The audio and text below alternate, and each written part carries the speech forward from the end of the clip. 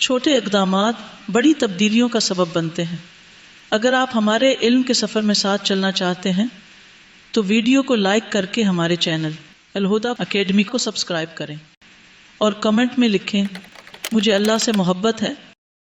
رمضان وہ مہینہ ہے جس میں قرآن نازل کیا گیا جو لوگوں کے لیے سراسر ہدایت ہے، اور اس میں ہدایت اور حق و باطل میں فرق کرنے کے واضح دلائل ہیں۔ تو جو کوئی تم میں سے اس مہینے کو پائے اسے چاہیے کہ اس کے روزے رکھے، اور جو بیمار ہو یا سفر میں ہو تو دوسرے دنوں میں گنتی پوری کر لے۔ اللہ تمہارے ساتھ آسانی چاہتا ہے اور وہ تمہارے ساتھ تنگی کا ارادہ نہیں رکھتا، اور تاکہ تم گنتی پوری کر لو، اور تاکہ جو اس نے تمہیں ہدایت بخشی اس پر اللہ کی بڑائی بیان کرو، اور تاکہ تم شکر ادا کرو۔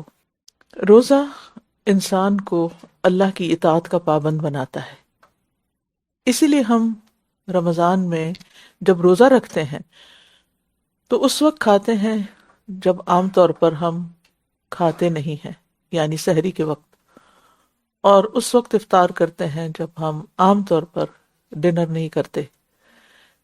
یہ کیا ظاہر کرتا ہے کہ روزہ دار اللہ کی اطاعت کرتا ہے، اپنے آپ کو اللہ تعالی کی اطاعت کا پابند بناتا ہے، اور اللہ کے حکم سے ایک خاص وقت تک کھانا پینا انسان چھوڑ دیتا ہے، اور خواہ دل نہ بھی چاہ رہا ہو تو اللہ کی خوشنودی کی خاطر کھا لیتا ہے۔ بعض لوگ سحری نہیں کرتے، بعض لوگ بہت پہلے ہی کھا لیتے ہیں، بعض لوگ رات کو ہی سحری کھا لیتے ہیں، جبکہ تاخیر سے کھانا اخلاق نبوت میں سے ہے، یعنی سحری کو آخری وقت میں کھانا چاہیے۔ نبی صلی اللہ علیہ وسلم نے فرمایا 3 کام اخلاق نبوت میں سے ہیں: افطاری میں جلدی، سحری میں تاخیر، اور نماز میں دائیں ہاتھ کو بائیں ہاتھ پر رکھنا، یعنی یہ انبیاء کے اخلاق میں سے ہے۔ تو اس لیے سحری بند ہونے سے تھوڑی دیر پہلے ہی ختم کرنا چاہیے۔ سحری میں تاخیر زیادہ مناسب ہے۔ سحری ایک بابرکت کھانا بھی ہے، نبی صلی اللہ علیہ وسلم کی سنت ہے۔ نبی صلی اللہ علیہ وسلم نے فرمایا سحری کرو کیونکہ سحری میں برکت ہے۔ یہ اللہ تعالیٰ کی عطا ہے۔ ایک شخص نبی صلی اللہ علیہ وسلم کی خدمت میں حاضر ہوا جبکہ آپ سحری کر رہے تھے، تو آپ نے فرمایا سحری بابرکت ہے جو اللہ نے تمہیں عطا فرمائی ہے، یعنی سحری کے اندر ایک برکت ہے، اس وقت کھانے میں ایک برکت ہے، اس لیے اسے مت چھوڑا کرو، چاہے پانی کے چند گھونٹ ہو، چاہے ایک کھجور آپ کھا لیں۔ تو آپ نے دیکھا ہوگا کہ تھوڑے سے تھوڑا کھانا بھی سارا دن سفائش کر جاتا ہے، کافی ہو جاتا ہے۔ آپ صلی اللہ علیہ وسلم نے فرمایا تم لوگ اپنے اوپر سحری لازم کر لو، اس لیے کہ وہ صبح کا مبارک کھانا ہے۔ تو سحری کس نیت سے کھائیں گے؟ برکت کی نیت سے، سنت کی نیت سے، اللہ کی خوشنودی کی خاطر۔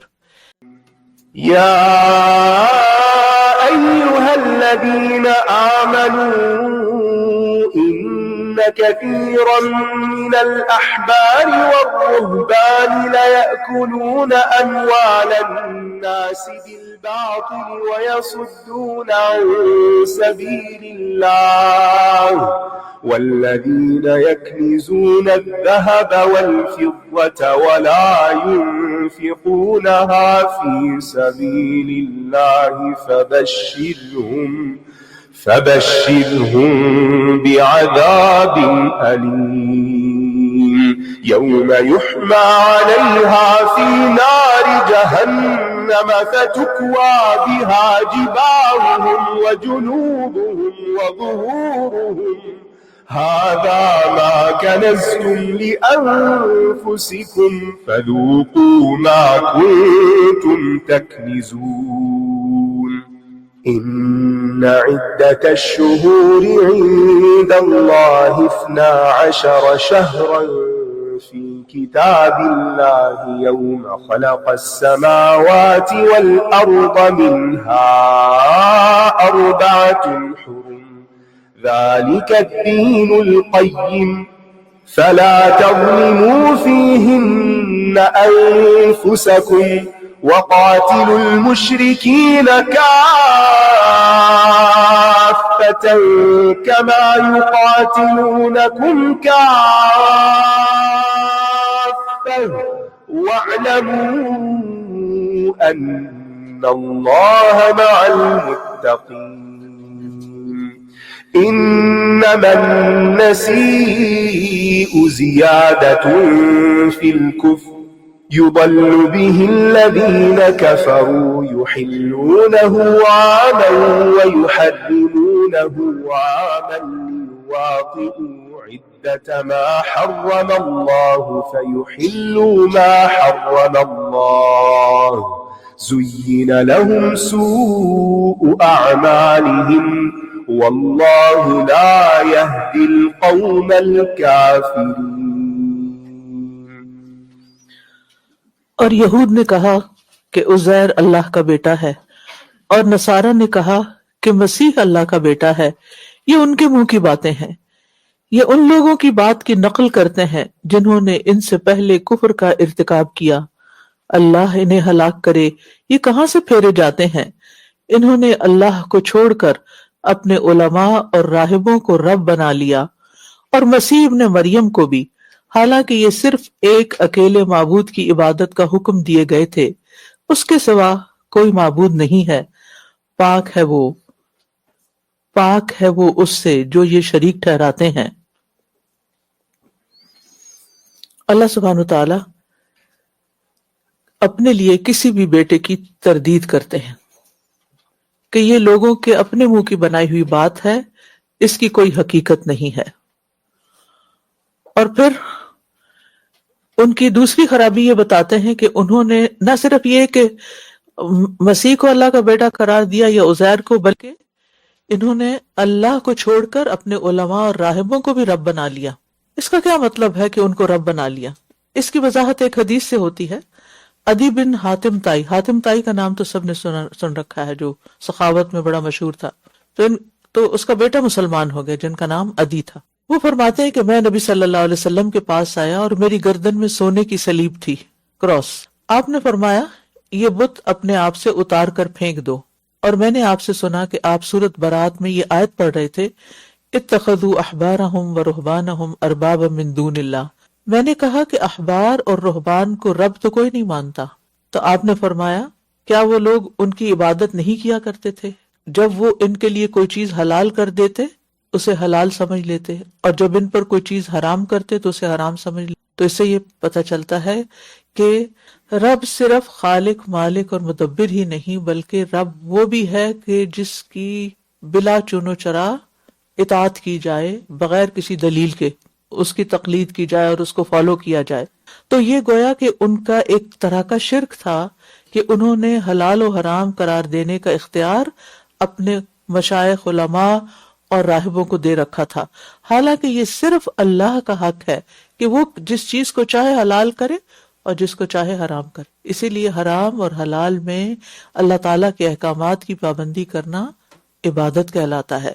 یہ لوگ چاہتے ہیں کہ یہ اللہ کے نور کو اپنے منہ سے بجھا دیں، جبکہ اللہ انکار کرتا ہے، مگر یہ کہ وہ اپنا نور پورا کرے اگرچہ کافر ناپسند کریں. اللہ کے نور سے مراد اسلام ہے، دین اسلام اور اس کی تعلیمات. اب اس آیت میں یہود و نصارہ کی ایک تیسری صفت بتائی جا رہی ہے کہ وہ اسلام کے پھیلاؤ کو روکنے اور اسے مٹانے کے لیے ہر قسم کی کوششیں کرتے رہتے ہیں، پروپیگنڈا کرتے رہتے ہیں، لیکن ان کی یہ کوششیں کامیاب نہ ہوں. آج تک اسلام کے بارے میں، مسلمانوں کے بارے میں جس قدر منفی پروپیگنڈا کیا گیا ہے، اگر وہ ورک کرتا تو آج اسلام کا نام مٹ چکا ہوتا. لیکن اللہ سبحانہ وتعالیٰ نے چونکہ اس کی حفاظت کا ذمہ خود لیا، تو اس لیے ایسی کوششیں کبھی کامیاب نہیں ہو سکتی، کیونکہ اللہ تعالیٰ نے یہ طے کر رکھا ہے کہ اسلام کا نور پورا ہو کر رہے گا. اور ہم نے دیکھا کہ نبی صلی اللہ علیہ وسلم کے ہاتھوں دین مکمل ہوا اور پھر صحابہ اس کو آگے لے کر دنیا بھر میں پھیل گئے. وہی ہے جس نے اپنے رسول کو ہدایت اور دین حق دے کر بھیجا تاکہ اسے سب ادیان پر غالب کر دے، اگرچہ مشرک اسے ناپسند کرے. یعنی لوگوں کی ناپسند کے باوجود یہ دین پھیلتا چلا گیا، اور دین اسلام کا یہ اول و آخر مقصد ہے. نبی صلی اللہ علیہ وسلم نے فرمایا کہ زمین کی پشت پر نہ کوئی اینٹ کا مکان اور نہ پشم کا یعنی خیمہ باقی رہے گا مگر اللہ تعالیٰ اس میں اسلام کا کلمہ داخل کر دے گا۔ اور آج آپ دیکھیں کہ جس طرح ٹیکنالوجی کی ایڈوانسمنٹ ہے اور پھر انٹرنیٹ کے ذریعے کہاں کہاں تک پیغام پہنچ رہا ہے۔ ایک حرم کے اندر تلاوت ہوتی ہے قرآن کی جب رمضان میں، خاص طور پر پوری دنیا میں دیکھی جاتی۔ اور پہلے تو یہ ہوتا تھا کہ صرف شہروں کی حد تک، بڑی سٹیز کی حد تک یہ چیزیں اویلیبل تھیں، لیکن اب تو صحراؤں میں بھی لوگوں کے پاس یہ سہولت موجود ہے۔ عزت والے کو عزت بخش کر اور ذلیل کو ذلت دے کر، یا تو انہیں عزت بخشے گا تو وہ اس میں داخل ہو جائیں گے، یا انہیں ذلیل کرے گا تو اس کے تحت ہو جائیں گے۔ اور قیامت اس وقت تک قائم نہیں ہوگی جب تک کہ پوری دنیا میں اسلام پھیل نہ جائے۔ اور اس میں مسلمانوں کے لیے ایک خوشخبری بھی ہے، اس لیے کبھی بھی ان حالات سے مایوس نہیں ہونا چاہیے کہ جس میں ایک پریشانی ہونے لگتی ہے کہ فتنہ بہت پھیل گیا ہے اور بہت زیادہ خرابی عام ہو گئی ہے۔ ان سب چیزوں کے ساتھ ساتھ الحمدللہ ایسے لوگ بھی موجود ہیں اور ایسی کوششیں بھی جاری ہیں کہ اللہ کی بات اور اللہ کا نور ہر جگہ پھیلے، اور وہ پھیل بھی رہا ہے۔ اے لوگوں جو ایمان لائے ہو، بہت سے علماء اور راہب لوگوں کے مال باطل طریقے سے کھا جاتے ہیں اور اللہ کے راستے سے روکتے ہیں، اور جو لوگ سونا اور چاندی خزانہ بنا کر رکھتے ہیں اور اسے اللہ کے راستے میں خرچ نہیں کرتے، تو آپ انہیں دردناک عذاب کی خوشخبری دے دیجیے۔ تو اس سے لوگوں کو برے علماء اور گمراہ لوگوں سے محتاط کرنا مقصود ہے، کہ انسان کسی کے اوپر صرف یہ سوچ کے ٹرسٹ نہ کر لے کہ یہ بہت بڑا عالم ہے۔ بعض لوگ اس علم کے پردے میں بہت عجیب حرکتیں بھی کرتے ہیں کہ جس سے وہ لوگوں کو دین کی طرف لانے کی بجائے دین سے روک رہے ہوتے ہیں، یا پھر یہ کہ ان کا مقصد لوگوں کے مال بٹورنا ہوتا ہے۔ اور پھر آپ دیکھیے کہ پچھلی قوموں میں بھی یہ مشکل تھی، اور آج ہم مسلمانوں کے اندر بھی یہ دیکھتے ہیں۔ جس دن اسے جہنم کی آگ میں تپایا جائے گا، یعنی سونے چاندی کو، پھر اس کے ساتھ ان کی پیشانیاں، ان کے پہلو اور ان کی پشتیں داغی جائیں گی، اور کہا جائے گا یہ ہے جو تم نے اپنے لیے خزانہ بنایا تھا، لہذا چکھو مزہ اس خزانے کا جو تم جمع کرتے رہے۔ تو یہ بات علماء اور رہبان کے لیے بھی ہے، اور اس کے بعد عام لوگوں کے لیے بھی ہے۔ جو لوگ بھی اس کے اندر آتے ہوں، سونا چاندی خزانہ بنا کے رکھتے ہوں اور اللہ کے راستے میں خرچ نہ کرے، تو ان کے بارے میں یہ بات کی گئی ہے کہ ان کو جو عذاب ملے گا وہ کس قسم کا ہوگا۔ اب سوال یہ پیدا ہوتا ہے کہ سونے چاندی کا ہی ذکر کیوں، کہ وہ تپا کے ان کو داغا جائے گا اس سے؟ اس کی وجہ یہ ہے کہ جو شخص جس چیز سے محبت کرتا ہے اور اسے جوڑ جوڑ کے رکھتا ہے اور اسے اللہ کی اطاعت پر مقدم رکھتا ہے، اسے اسی چیز سے عذاب دیا جاتا ہے۔ یعنی دنیا میں انسان جس چیز سے بھی زیادہ محبت کرتا ہے، اسی راستے سے اس کی آزمائش آ جاتی ہے، وہی اس کے لیے زیادہ تکلیف کی چیز بن جاتی ہے۔ یعنی جب لوگوں کو مال جمع کرنا اللہ کی خوشی سے زیادہ عزیز ہو جائے، تو وہ اسی مال کے ذریعے دنیا میں بھی اور آخرت میں سزا دیے جائیں گے۔ اور اس میں خواتین کے وہ زیورات بھی آتے ہیں جو انہوں نے صرف لاکرز کی زینت بنائے ہوئے اندھیرے میں رکھے ہوئے ہیں، اور نہ اس پہ زکوٰۃ دیتی ہیں اور نہ ہی ان کو پہنتی ہیں، معلوم نہیں وہ کس کے لیے جمع کر رہی ہیں۔ بعض لوگ اس خوش فہمی میں رہتے ہیں کہ یہ تو پہننے کا زیور ہے، اس لیے اس پر کیا زکوٰۃ۔ تو اس بارے میں آپ کو حدیث بتا دیتی ہوں کہ نبی صلی اللہ علیہ وسلم کی بیوی حضرت عائشہ نے فرمایا، ایک دن رسول اللہ صلی اللہ علیہ وسلم میرے پاس تشریف لائے، آپ نے میرے ہاتھوں میں چاندی کی موٹی موٹی انگوٹھیاں دیکھی، تو آپ نے فرمایا، اے عائشہ یہ کیا ہے؟ میں نے عرض کیا، یا رسول اللہ، یہ میں نے اس لیے بنوائی ہیں تاکہ آپ کی خاطر زیب و زینت اختیار کروں، یعنی آپ کو خوش کرنے کے لیے۔ آپ صلی اللہ علیہ وسلم نے پوچھا، کیا تم اس کی زکوٰۃ ادا کرتی ہو؟ میں نے کہا نہیں۔ جو اللہ نے چاہا وہ کہا، آپ نے فرمایا تمہیں جہاں، اور اس کے علاوہ یعنی حضرت عائشہ نے جو بھی اللہ نے چاہا کہ وہ سب نہیں بتایا جو کہا، آپ نے فرمایا تمہیں جہنم میں لے جانے کے لیے یہی کافی ہے، یعنی اگر تم ان کی زکوٰۃ نہیں دو گی۔ اس لیے اگر 52 تولے چاندی کے زیورات موجود ہوں اور 7.5 تولے سونا موجود ہو تو ان پر زکوٰۃ بنتی ہے اور اس کو ادا کرنا چاہیے، بھلے آپ اسے پہنے یا نہ پہنے۔ اور زکوٰۃ جو ہوتی ہے وہ ہجری کیلنڈر کے اعتبار سے ہوتی ہے، اس کا رمضان سے کوئی تعلق نہیں۔ جس مہینے میں جس تاریخ، اسلامی کیلنڈر کے جس مہینے کے جس تاریخ کو وہ زیور لیں گے، اس تاریخ کو وہ زکوٰۃ ڈیو ہوگی، اور اس تاریخ سے اگلے سال تک اگر وہ آپ کے پاس رہا اتنا نصاب کا حصہ تو پھر اس پر زکوٰۃ آئے گی۔ لیکن اگر آپ نے بیچ میں صدقہ کر دیا اور پھر نئے سرے سے بنوایا تو جس دن نئے سرے سے بن کے آئے گا اس دن پھر زکوٰۃ شروع ہو جائے گی۔ یاد رکھیے ایسا سونا اور چاندی جس کی زکوٰۃ ادا کر دی جائے وہ کنز نہیں کہلاتا، وہ قیامت کے دن مصیبت نہیں بنے گا۔ بے شک اللہ کے نزدیک مہینوں کی تعداد اللہ کی کتاب میں 12 مہینے ہیں، جس دن سے اس نے آسمانوں اور زمین کو پیدا کیا، ان میں سے 4 حرمت والے مہینے ہیں، یہی درست دین ہے۔ پس تم ان میں اپنی جانوں پر ظلم نہ کرو اور اکٹھے ہو کر مشرکوں سے جنگ کرو جیسے وہ اکٹھے ہو کر تم سے جنگ کرتے ہیں، اور جان لو کہ بے شک اللہ متقی لوگوں کے ساتھ ہے۔ دنیا میں دونوں طرح کے کیلنڈر استعمال ہوتے ہیں، شمسی کیلنڈر بھی اور قمری بھی، چاند کے لحاظ سے۔ عبادات کے لیے مسلمان قمری کیلنڈر استعمال کرتے ہیں، اور یہ بہت کنوینئنٹ ہے کیونکہ آبادیوں کے علاوہ جنگلوں، پہاڑوں، صحراؤں، سمندروں میں رہنے والے لوگ صرف چاند کے بڑھنے اور گھٹنے سے تاریخ کا اندازہ کر لیتے ہیں، جہاں لوگ لکھنا پڑھنا نہیں بھی جانتے۔ اور اس میں ایک اور حکمت یہ بھی ہے کہ یہ عبادات موسم بدل بدل کر آتی رہے، کبھی رمضان سخت سردی میں آئے اور کبھی سخت گرمی میں آئے، کبھی چھوٹے سے روزے ہوں کبھی لمبے ہوں، تاکہ بندوں کو ٹیسٹ ہوتا رہے کہ وہ اللہ کی اطاعت کرتے ہیں یا صرف موسم کے مطابق چلتے ہیں۔ اور جس سال رسول اللہ صلی اللہ علیہ وسلم نے حج کیا تھا، اس سال حج اپنی اصل تاریخ کو ہوا، کیونکہ اس سے پہلے عربوں نے اپنی کنوینئنس کی خاطر یعنی کہ کیلنڈر میں تبدیلیاں کر لی تھیں۔ اچھا، ان مہینوں میں ظلم کرنے کا یہ مطلب نہیں کہ دوسرے مہینوں میں ظلم کیا جا سکتا ہے، بلکہ اس کا مطلب یہ ہے کہ کچھ مہینے دوسروں کی نسبت زیادہ فضیلت واتے، کچھ زمان اور کچھ مکان بعض کے اوپر بعض کی فضیلت ہے، جیسے مکہ، مدینہ، بیت المقدس، مساجد، یہ کیا ہے، زمین کے دوسرے حصوں کی نسبت زیادہ افضل ہیں۔ اسی طرح ماہ رمضان، لیلۃ القدر اور حرمت والے مہینے، حج والے مہینے، یہ زیادہ فضیلت والے ہیں بنسبت عام مہینوں کے۔ اور پھر یہ کہ اللہ کی نشانیوں کی تعظیم دل کے تقوی کی علامت ہوتی ہے، اور یہ بھی اللہ تعالیٰ کے جو احکامات ہوتے ہیں ان کو مقدم رکھنا، ان کے مطابق اپنی زندگی گزارنا جو ہے یہ تقوی کی علامت ہوتی ہے۔ بے شک نسی مہینوں کو آگے پیچھے کرنا کفر میں زیادتی ہے، جس سے وہ لوگ گمراہ کیے جاتے ہیں جنہوں نے کفر کیا۔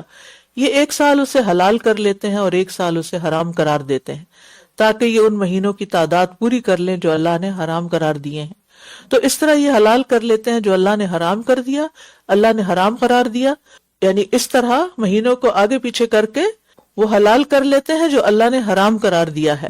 ان کے برے اعمال ان کے لیے مزین کر دیے گئے ہیں، اور اللہ کافر قوم کو ہدایت نہیں دیتا۔ اہل جاہلیت جو تھے وہ حرام مہینوں میں جنگ نہیں کرتے تھے، لیکن جب ان کا دل چاہتا تھا کہ جنگ کنٹینیو کرے، مثلا رجب محرم مہینہ یعنی حرمت والا مہینہ، تو وہ رجب کو مثلا سفر بنا دیتے، اور پھر سفر میں خیر رجب کے بعد کیا تھا، جمادی الاول، تو وہ اس میں تبدیلی کر لیتے، چلو رجب کو جمادی الاول کہہ کے ہم جنگ اپنی کنٹینیو کرتے ہیں، اور پھر اس طرح یعنی خود سے خود دین میں تبدیلی کر لیتے۔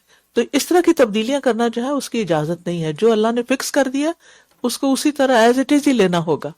اور اسی طرح بعض اوقات وہ قمری سال کو شمسی سال کے مطابق کرنے کے لیے اس میں کبیسہ کا 1 مہینہ بڑھا دیتے تھے، اور اس طرح پھر حج ہر سال ایک ہی موسم میں آتا تھا، تو یہ بھی طریقہ درست نہیں تھا۔ تو اوقات کو بھی اپنی مرضی سے نہیں بدلنا چاہیے۔ اب مثال کے طور پر آپ دیکھیں کہ ہمیں نمازوں کے اوقات ہمارے لیے فرض کیے گئے، اب اگر آپ کے پاس کوئی مثلاً کوئی بہت بڑا کام آ گیا تو آپ کہتے چلو میں ظہر کے وقت عصر پڑھ لیتی ہوں اور عصر کے وقت میں فارغ ہو جاؤں گی تو پھر ظہر پڑھ لوں گی۔ ایسا نہیں کر سکتے، ظہر کے وقت ظہر ہی پڑھی جائے گی اور عصر کے وقت عصر ہی پڑھی جائے گی۔ اوقات کی بھی تبدیلی نہیں آپ یہ نہیں کر سکتے کہ ابھی تو بہت سردی ہے، تھوڑا سا اچھا موسم ہو جائے تو نیکسٹ منتھ رمضان کر لیتے اور اس مہینے عید کر لیتے ہیں، تو ایسے کام نہیں کر سکتے۔ یعنی شریعت کو اپنی خواہشات کے تابع نہیں کر سکتے۔ شریعت یا عبادت کیا ہے؟ اللہ کی مرضی کے مطابق چلنا۔ نیکسٹ، يا أيها الذين آمنوا ما لكم إذا قيل لكم انفروا في سبيل الله اثاقلتم إلى الأرض أرضيتم بالحياة الدنيا من الآخرة فما متاع الحياة الدنيا في الآخرة إلا قليل إلا تنفروا يعذبكم عذابا أليما ويستبدل قوما غيركم ولا تضروه شيئا والله على كل شيء قدير إلا تنصروه فقد نصره الله إذ أخرجه الذين كفروا ثاني اثنين إذ هما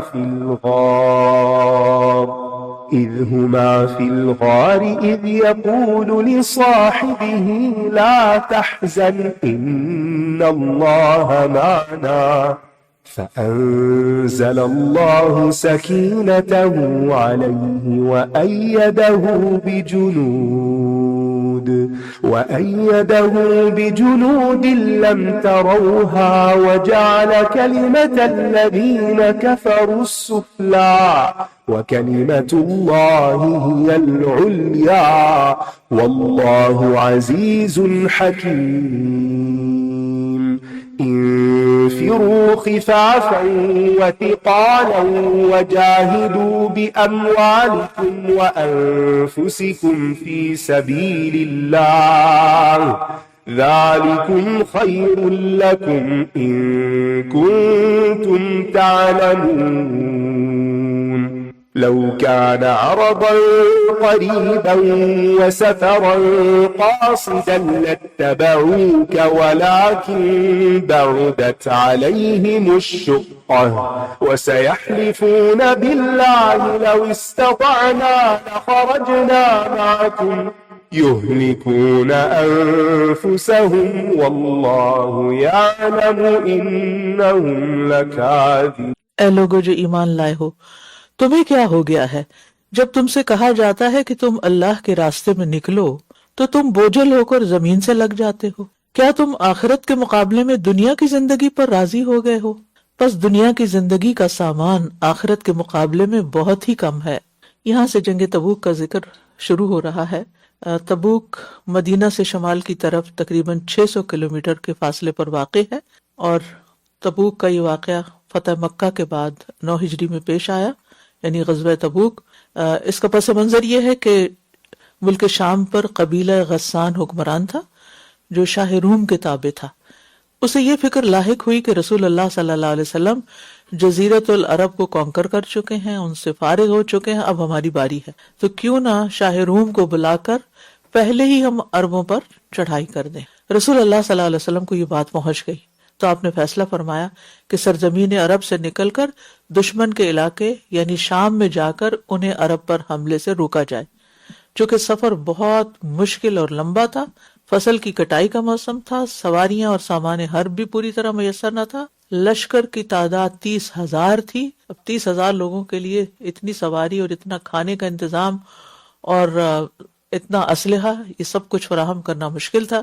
تو اسی لیے اس کو جیش الاسرہ کہا جاتا ہے، یعنی تنگی کے زمانے کا لشکر. اس سے پہلے رسول اللہ صلی اللہ علیہ وسلم کا معمول یہ تھا کہ آپ جب کہیں حملہ کرنا چاہتے تو توریہ کرتے، یعنی اصل جگہ کی نشاندہی کی بجائے ادھر ادھر کی جگہوں کے بارے میں لوگوں سے حالات معلوم کرتے تاکہ لوگوں کو پتہ نہ چلتا کہ کہاں کا ارادہ ہے. لیکن اس دفعہ آپ نے لوگوں کو صاف صاف اپنا ہدف واضح کر دیا اور سب کو نکلنے کا حکم دیا. اسی لیے یہ یہاں پر اللہ کے راستے میں نکلنا جو تھا ایک فریضہ تھا، فرض عین تھا. 30,000 لوگ تیار ہو گئے. آپ نے اس سے پہلے شاہ روم کو خط بھی لکھا تھا جس میں اسے دین اسلام کی دعوت دی تھی، اور وہ اسلام لانے پر آمادہ بھی ہو گیا، لیکن لوگوں نے ساتھ نہیں دیا تو اس لیے وہ محروم رہا. اب رسول اللہ صلی اللہ علیہ وسلم مسلمانوں کو لے کر تبوک پہنچ گئے. دشمن کا 20 دن تک انتظار کرتے رہے مگر کسی میں بھی مقابلے پر آنے کی جرت نہیں اور نہ ہی کوئی جنگ ہوئی. اس علاقے کے ارد گرد کے لوگوں نے آپ کی خدمت میں حاضر ہو کر اطاعت کا عہد کیا، اگرچہ سب مسلمان نہیں بھی ہوئے. آپ دشمن کو خوف زدہ کر کے اسلام کی دھاک بٹھا کر کامیاب فاتح کے طور پر واپس تشریف لائے. پھر حضرت عمر کے زمانے میں سارا ملک شام فتح ہو گیا اور اسرائیل کے موجودہ مقبوضہ علاقے کے علاوہ سارا علاقہ آس پاس کا ابھی تک مسلمان ہے. تو یہاں پر اس موقع کی مناسبت سے کہا گیا کہ کیا ہو گیا تمہیں کہ تم نکل نہیں رہے؟ کیا تم دنیا کی زندگی کو پسند کرتے ہو؟ اگرچہ ایک خاص واقعہ یعنی کہ اس کا شان نزول خاص ہے، لیکن اس میں عام حکم بھی ہے کہ جہاں اللہ کے راستے میں نکلنے کی ضرورت ہو تو وہاں انسان کو پیچھے نہیں رہنا چاہیے۔ تو آغاز میں ہی اللہ تعالیٰ نے اہل ایمان کو ہلا کر رکھ دی کہ اے وہ لوگو جو ایمان لائے ہو، تمہیں کیا ہو گیا ہے؟ تمہارا ایمان کیا کہتا ہے؟ تمہارے ایمان کا تقاضا کیا ہے؟ اللہ کے دین کے لیے نکلنے کی بجائے تم گھر میں زیادہ سے زیادہ کیا کر لو گے؟ آرام کر لو گے، اپنی فصلیں کاٹ لو گے، یا سفر کی مشقتوں سے بچ جاؤ گے۔ یہ ساری تکلیفیں اس اعلیٰ ترین جنت کے مقابلے میں کیا حیثیت رکھتی ہیں؟ دنیا کی زندگی کا ساز و سامان، مال و متاع، عیش و عشرت کے سامان آخرت کے مقابلے میں کوئی اہمیت نہیں رکھتے۔ اور یہ بات صرف ان کے لیے نہیں، ہم میں سے ہر ایک کو، ہر دور میں ہر مسلمان کو یہ بات سوچنی چاہیے کہ میں کس چیز کو اکٹھا کر رہی ہوں اور کس چیز کی قیمت پر، کیا چھوڑ کر کیا لے رہی ہوں۔ اور پھر یہ ہے کہ آخرت کے مقابلے میں دنیا کیا ہے؟ جیسے سمندر میں اگر ایک انگلی ڈبوئی جائے تو ہاتھ کو کتنا پانی لگے گا۔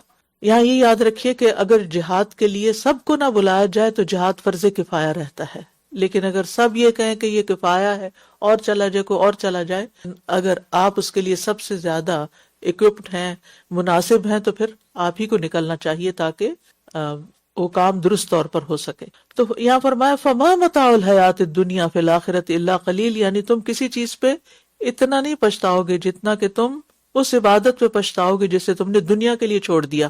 تمہیں اس وقت پتہ چلے گا کہ اس گھنٹے میں میں نے جو کمائی کی تھی، چند ڈالر کمائے تھے، وہ چند ڈالر میرے اپنے بھی کام نہ آئے، وہیں کہیں رہ گئے، اور یہاں بھی خسارہ ہو گیا، کیونکہ اس وقت کو اگر میں اللہ کے راستے میں لگاتی تو میں کیا کچھ اللہ کے ہاں پاتی۔ تو آخرت کی راحت کے لیے دنیا میں مشقت کرنی پڑے گی، اللہ کے لیے وقت نکالنا پڑے گا، مال نکالنا پڑے گا۔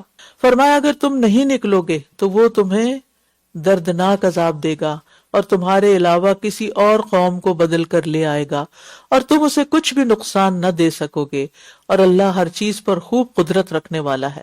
یاد رکھیے اللہ تعالی ہمارا محتاج نہیں، نہ ہمارے دین کی خدمت کا محتاج ہے۔ اگر اس نے ہمیں یہ راہ دکھائی تو یہ سراسر اللہ کا فضل ہے اور ہم پر انعام ہے کہ ہم اس کے دین کے لیے کچھ بھی کوشش کر سکیں، اور جو اس راستے میں جو کچھ بھی خرچ کرے گا اس کو فائدہ ہی پہنچے گا، اور اگر وہ صرف دنیا کا فائدہ چاہتا ہے تو پھر آخرت کے لیے کچھ نہیں بچے گا۔ اگر تم اس کی مدد نہیں کرو گے تو یقیناً اللہ نے اس کی مدد کی جب کافروں نے اسے نکال دیا تھا۔ وہ دو میں سے دوسرا تھا جب وہ دونوں غار میں تھے، جب وہ اپنے ساتھی سے کہہ رہا تھا غم نہ کرو، بے شک اللہ ہمارے ساتھ ہے، تو اللہ نے اس پر اپنی سکینت اتار دی اور اس کی مدد ایسے لشکروں سے کی جو تم نے نہیں دیکھے، اور جن لوگوں نے کفر کیا ان کی بات کو اس نے نیچا کر دیا، اور اللہ کا کلمہ ہی سب سے بلند ہے، اور اللہ بہت زبردست خوب حکمت والا ہے۔ یعنی اگر تم اپنے نبی کے ساتھ نہیں نکلو گے تو نبی کے لیے اللہ ہی کافی ہے۔ اللہ تنصروہ فقد نصرہ اللہ، اللہ نے پہلے بھی اپنے نبی کی بارہا مدد کی ہے۔ ہجرت کے موقع پر نبی صلی اللہ علیہ وسلم کی کس طرح مدد ہوئی، جب کفار نے آپ کے گھر کو گھیرا ہوا تھا اور آپ کے قتل کے درپے تھے، اور اسی طرح متعدد مقامات پر اللہ تعالیٰ کی مدد سامنے آئی۔ تو اس لیے اگر تم نکلو گے تو اس کا فائدہ تم ہی کو ہوگا۔ پھر یہاں ثانی اثنین کی بات ہوئی، دو میں سے دوسرا، اس سے مراد پہلا ہوتا ہے، یعنی دو میں سے دوسرا، یعنی ثانی اثنین میں پہلے رسول اللہ صلی اللہ علیہ وسلم اور دوسرے ابو بکر رضی اللہ عنہ تھے۔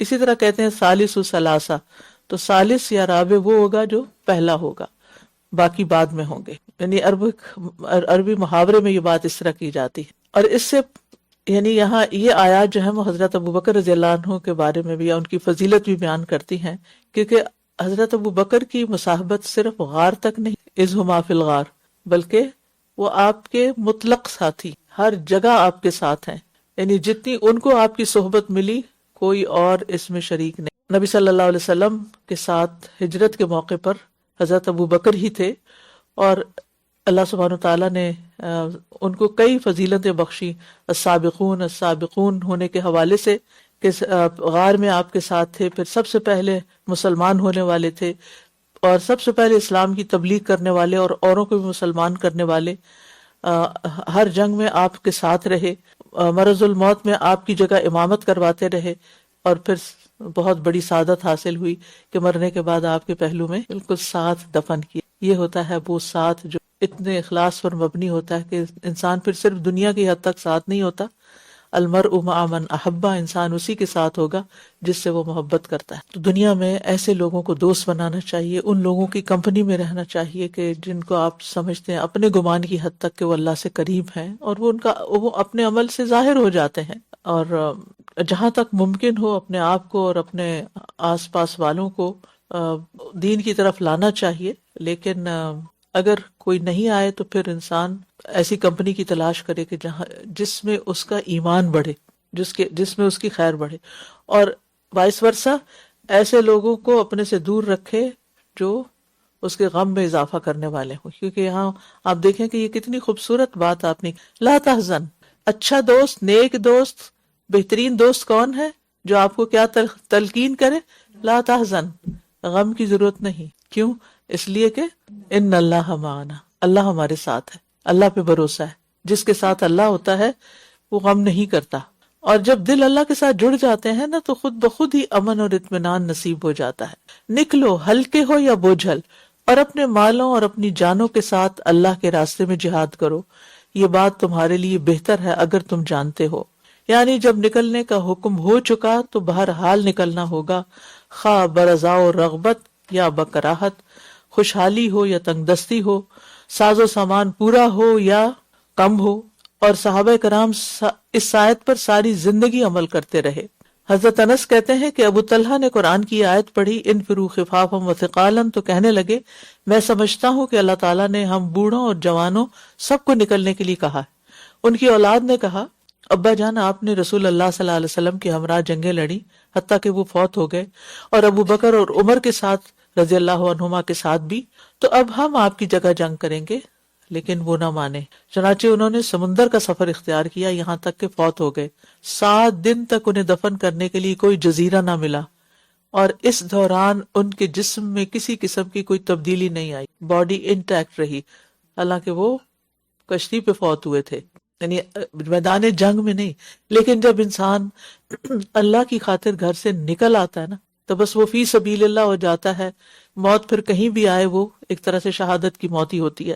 اور ویسے بھی آپ دیکھیں کہ جو لوگ زندگی میں کچھ کرنا چاہتے ہیں وہ ایک جگہ آرام نہیں کرتے رہتے، بیٹھے نہیں رہتے، وہ یعنی کچھ نہ کچھ کرتے رہتے. اور کرنے سے مراد ایک تو یہ ہے کہ آپ اپنے گھر سے نکلے اور باہر جا کے کچھ کریں، یا پھر گھر کے اندر ہی رہتے ہوئے ترقی کرتے رہیں. ترقی کرنے والے آرام سے نہیں بیٹھتے، یہ زندگی میں یاد رکھیے گا.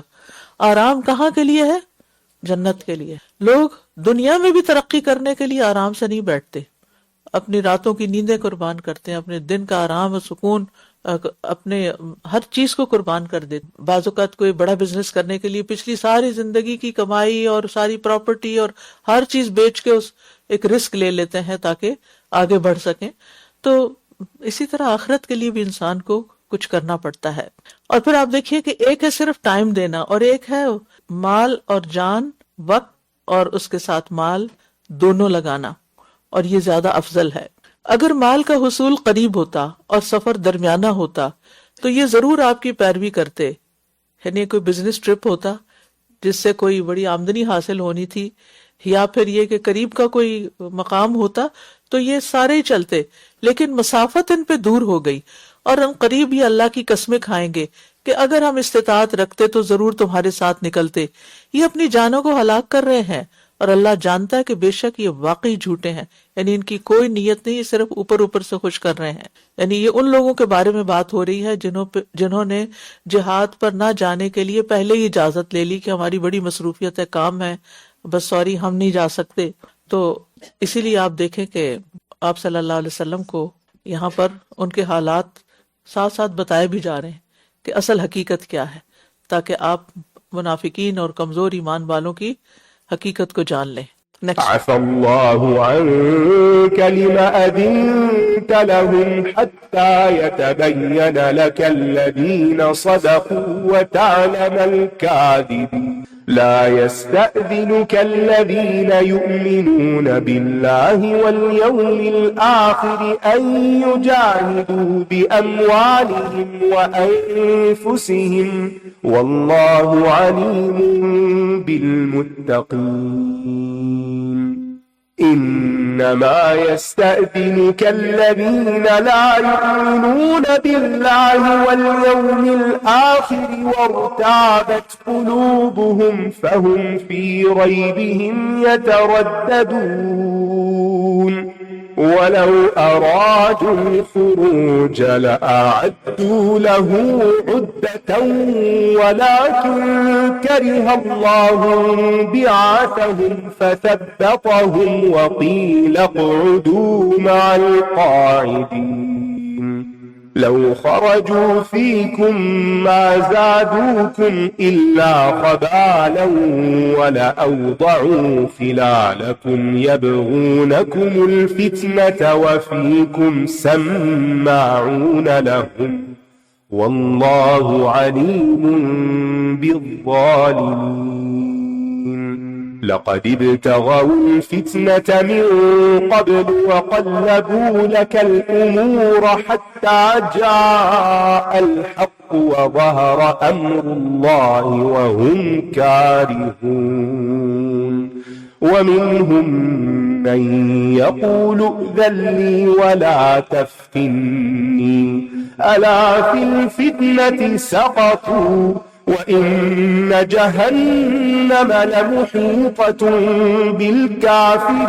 بالكافرين إن تصبك حسنة تسؤهم وإن تصبك مصيبة يقولوا قد أخذنا أمرنا من قبل ويتولوا وهم فرحون قل لن يصيبنا إلا ما كتب الله لنا هو مولانا وعلى الله فليتوكل المؤمنون قل هل تربصون بنا إلا إحدى الحسنيين ونحن نتربص بكم أن يصيبكم الله بعذاب من عنده أو بأيدينا فتربصوا إنا معكم متربصون قل أنفقوا طوعا أو كرها لن يتقبل منكم إنكم كنتم قوما فاسقين وما منعهم أن تقبل منهم نفقاتهم إلا أنهم كفروا بالله وبرسوله ولا يأتون الصلاة إلا وهم كسالى ولا ينفقون إلا وهم كارهون فلا تعجبك أموالهم ولا أولادهم إنما يريد الله ليعذبهم بها في الحياة الدنيا وتزهق أنفسهم وهم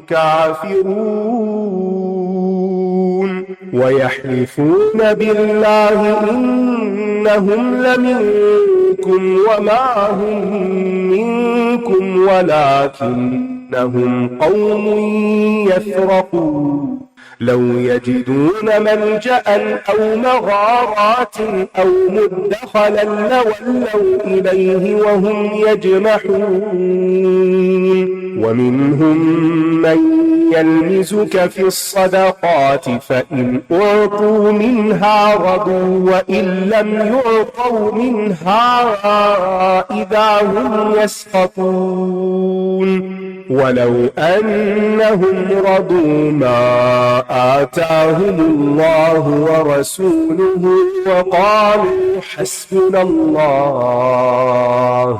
وقالوا حسبنا الله سيؤتينا الله من فضله ورسوله إنا إلى الله راغبون।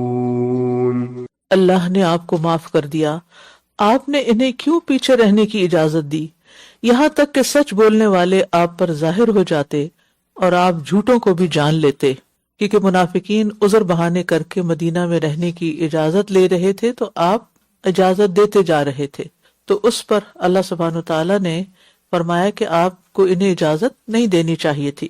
اور یہاں ہم دیکھتے ہیں کہ بظاہر عتاب نظر آتا ہے، لیکن یہ اللہ تعالیٰ کی نبی صلی اللہ علیہ وسلم پر لطف و کرم اور مہربانی کی علامت ہے کہ پہلے معاف کرنے کی اطلاع دی، پھر فرمایا کہ آپ نے ایسا کیوں کیا ہے۔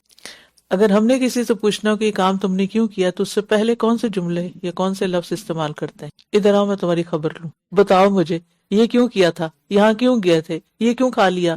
ہمیں اپنے اخلاق قرآن کے مطابق کر لینے۔ یہ قرآن کا طریقہ ہے کہ پہلے تعریف کرو، پہلے دعا دو، اور پہلے اچھی بات کرو اور اس کے بعد پوچھ لو۔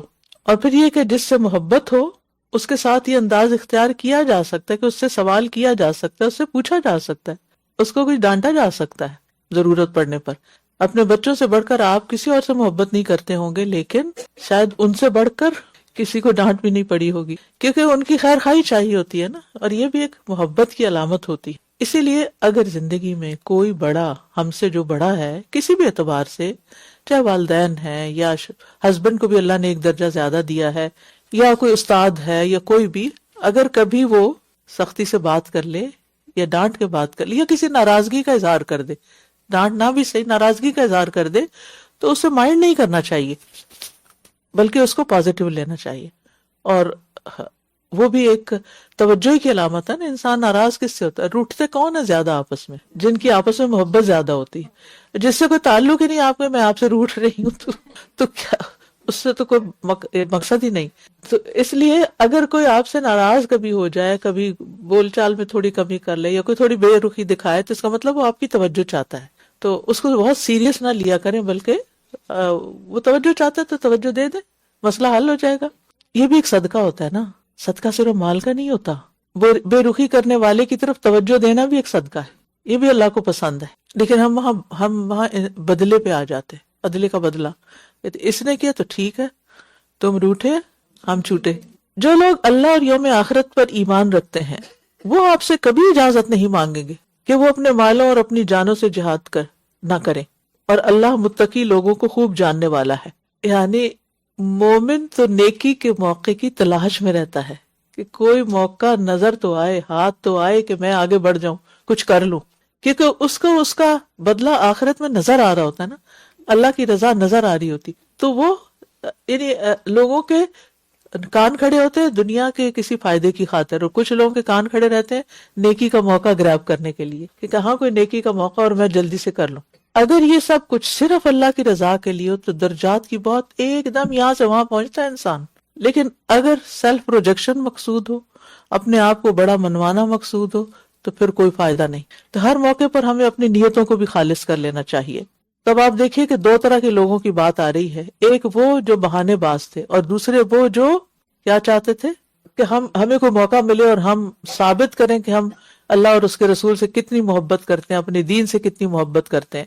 کیونکہ انسان جس سے محبت کرتا ہے اس کی خاطر قربانی کرنے کو وہ اپنی سعادت سمجھتا ہے، وہ اس کی اپنی خوشی کے لیے، اس کی اپنی خوشی میں اضافہ کرتی ہے وہ قربانی، اس کو اس قربانی میں لطف آتا ہے، چاہے وہ بیٹے کی کیوں نہ کرنی پڑے، ابراہیم علیہ السلام کی۔ بے شک آپ سے وہی لوگ اجازت مانگتے ہیں جو اللہ اور یوم آخرت پر ایمان نہیں رکھتے اور جن کے دل شک میں پڑے ہوئے ہیں، لہٰذا وہ اپنے شک میں ہی ڈاواں ڈول ہیں۔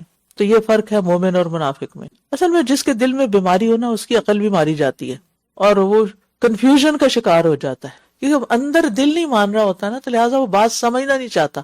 لا یفقہون لا یشعرون، پھر اللہ بھی نہیں سمجھاتا ان کو، توفیق ہی نہیں دیتا۔ اور اگر یہ نکلنے کا ارادہ کرتے تو اس کے لیے ساز و سامان ضرور تیار کرتے، لیکن اللہ کو ان کا اٹھنا پسند نہ تھا۔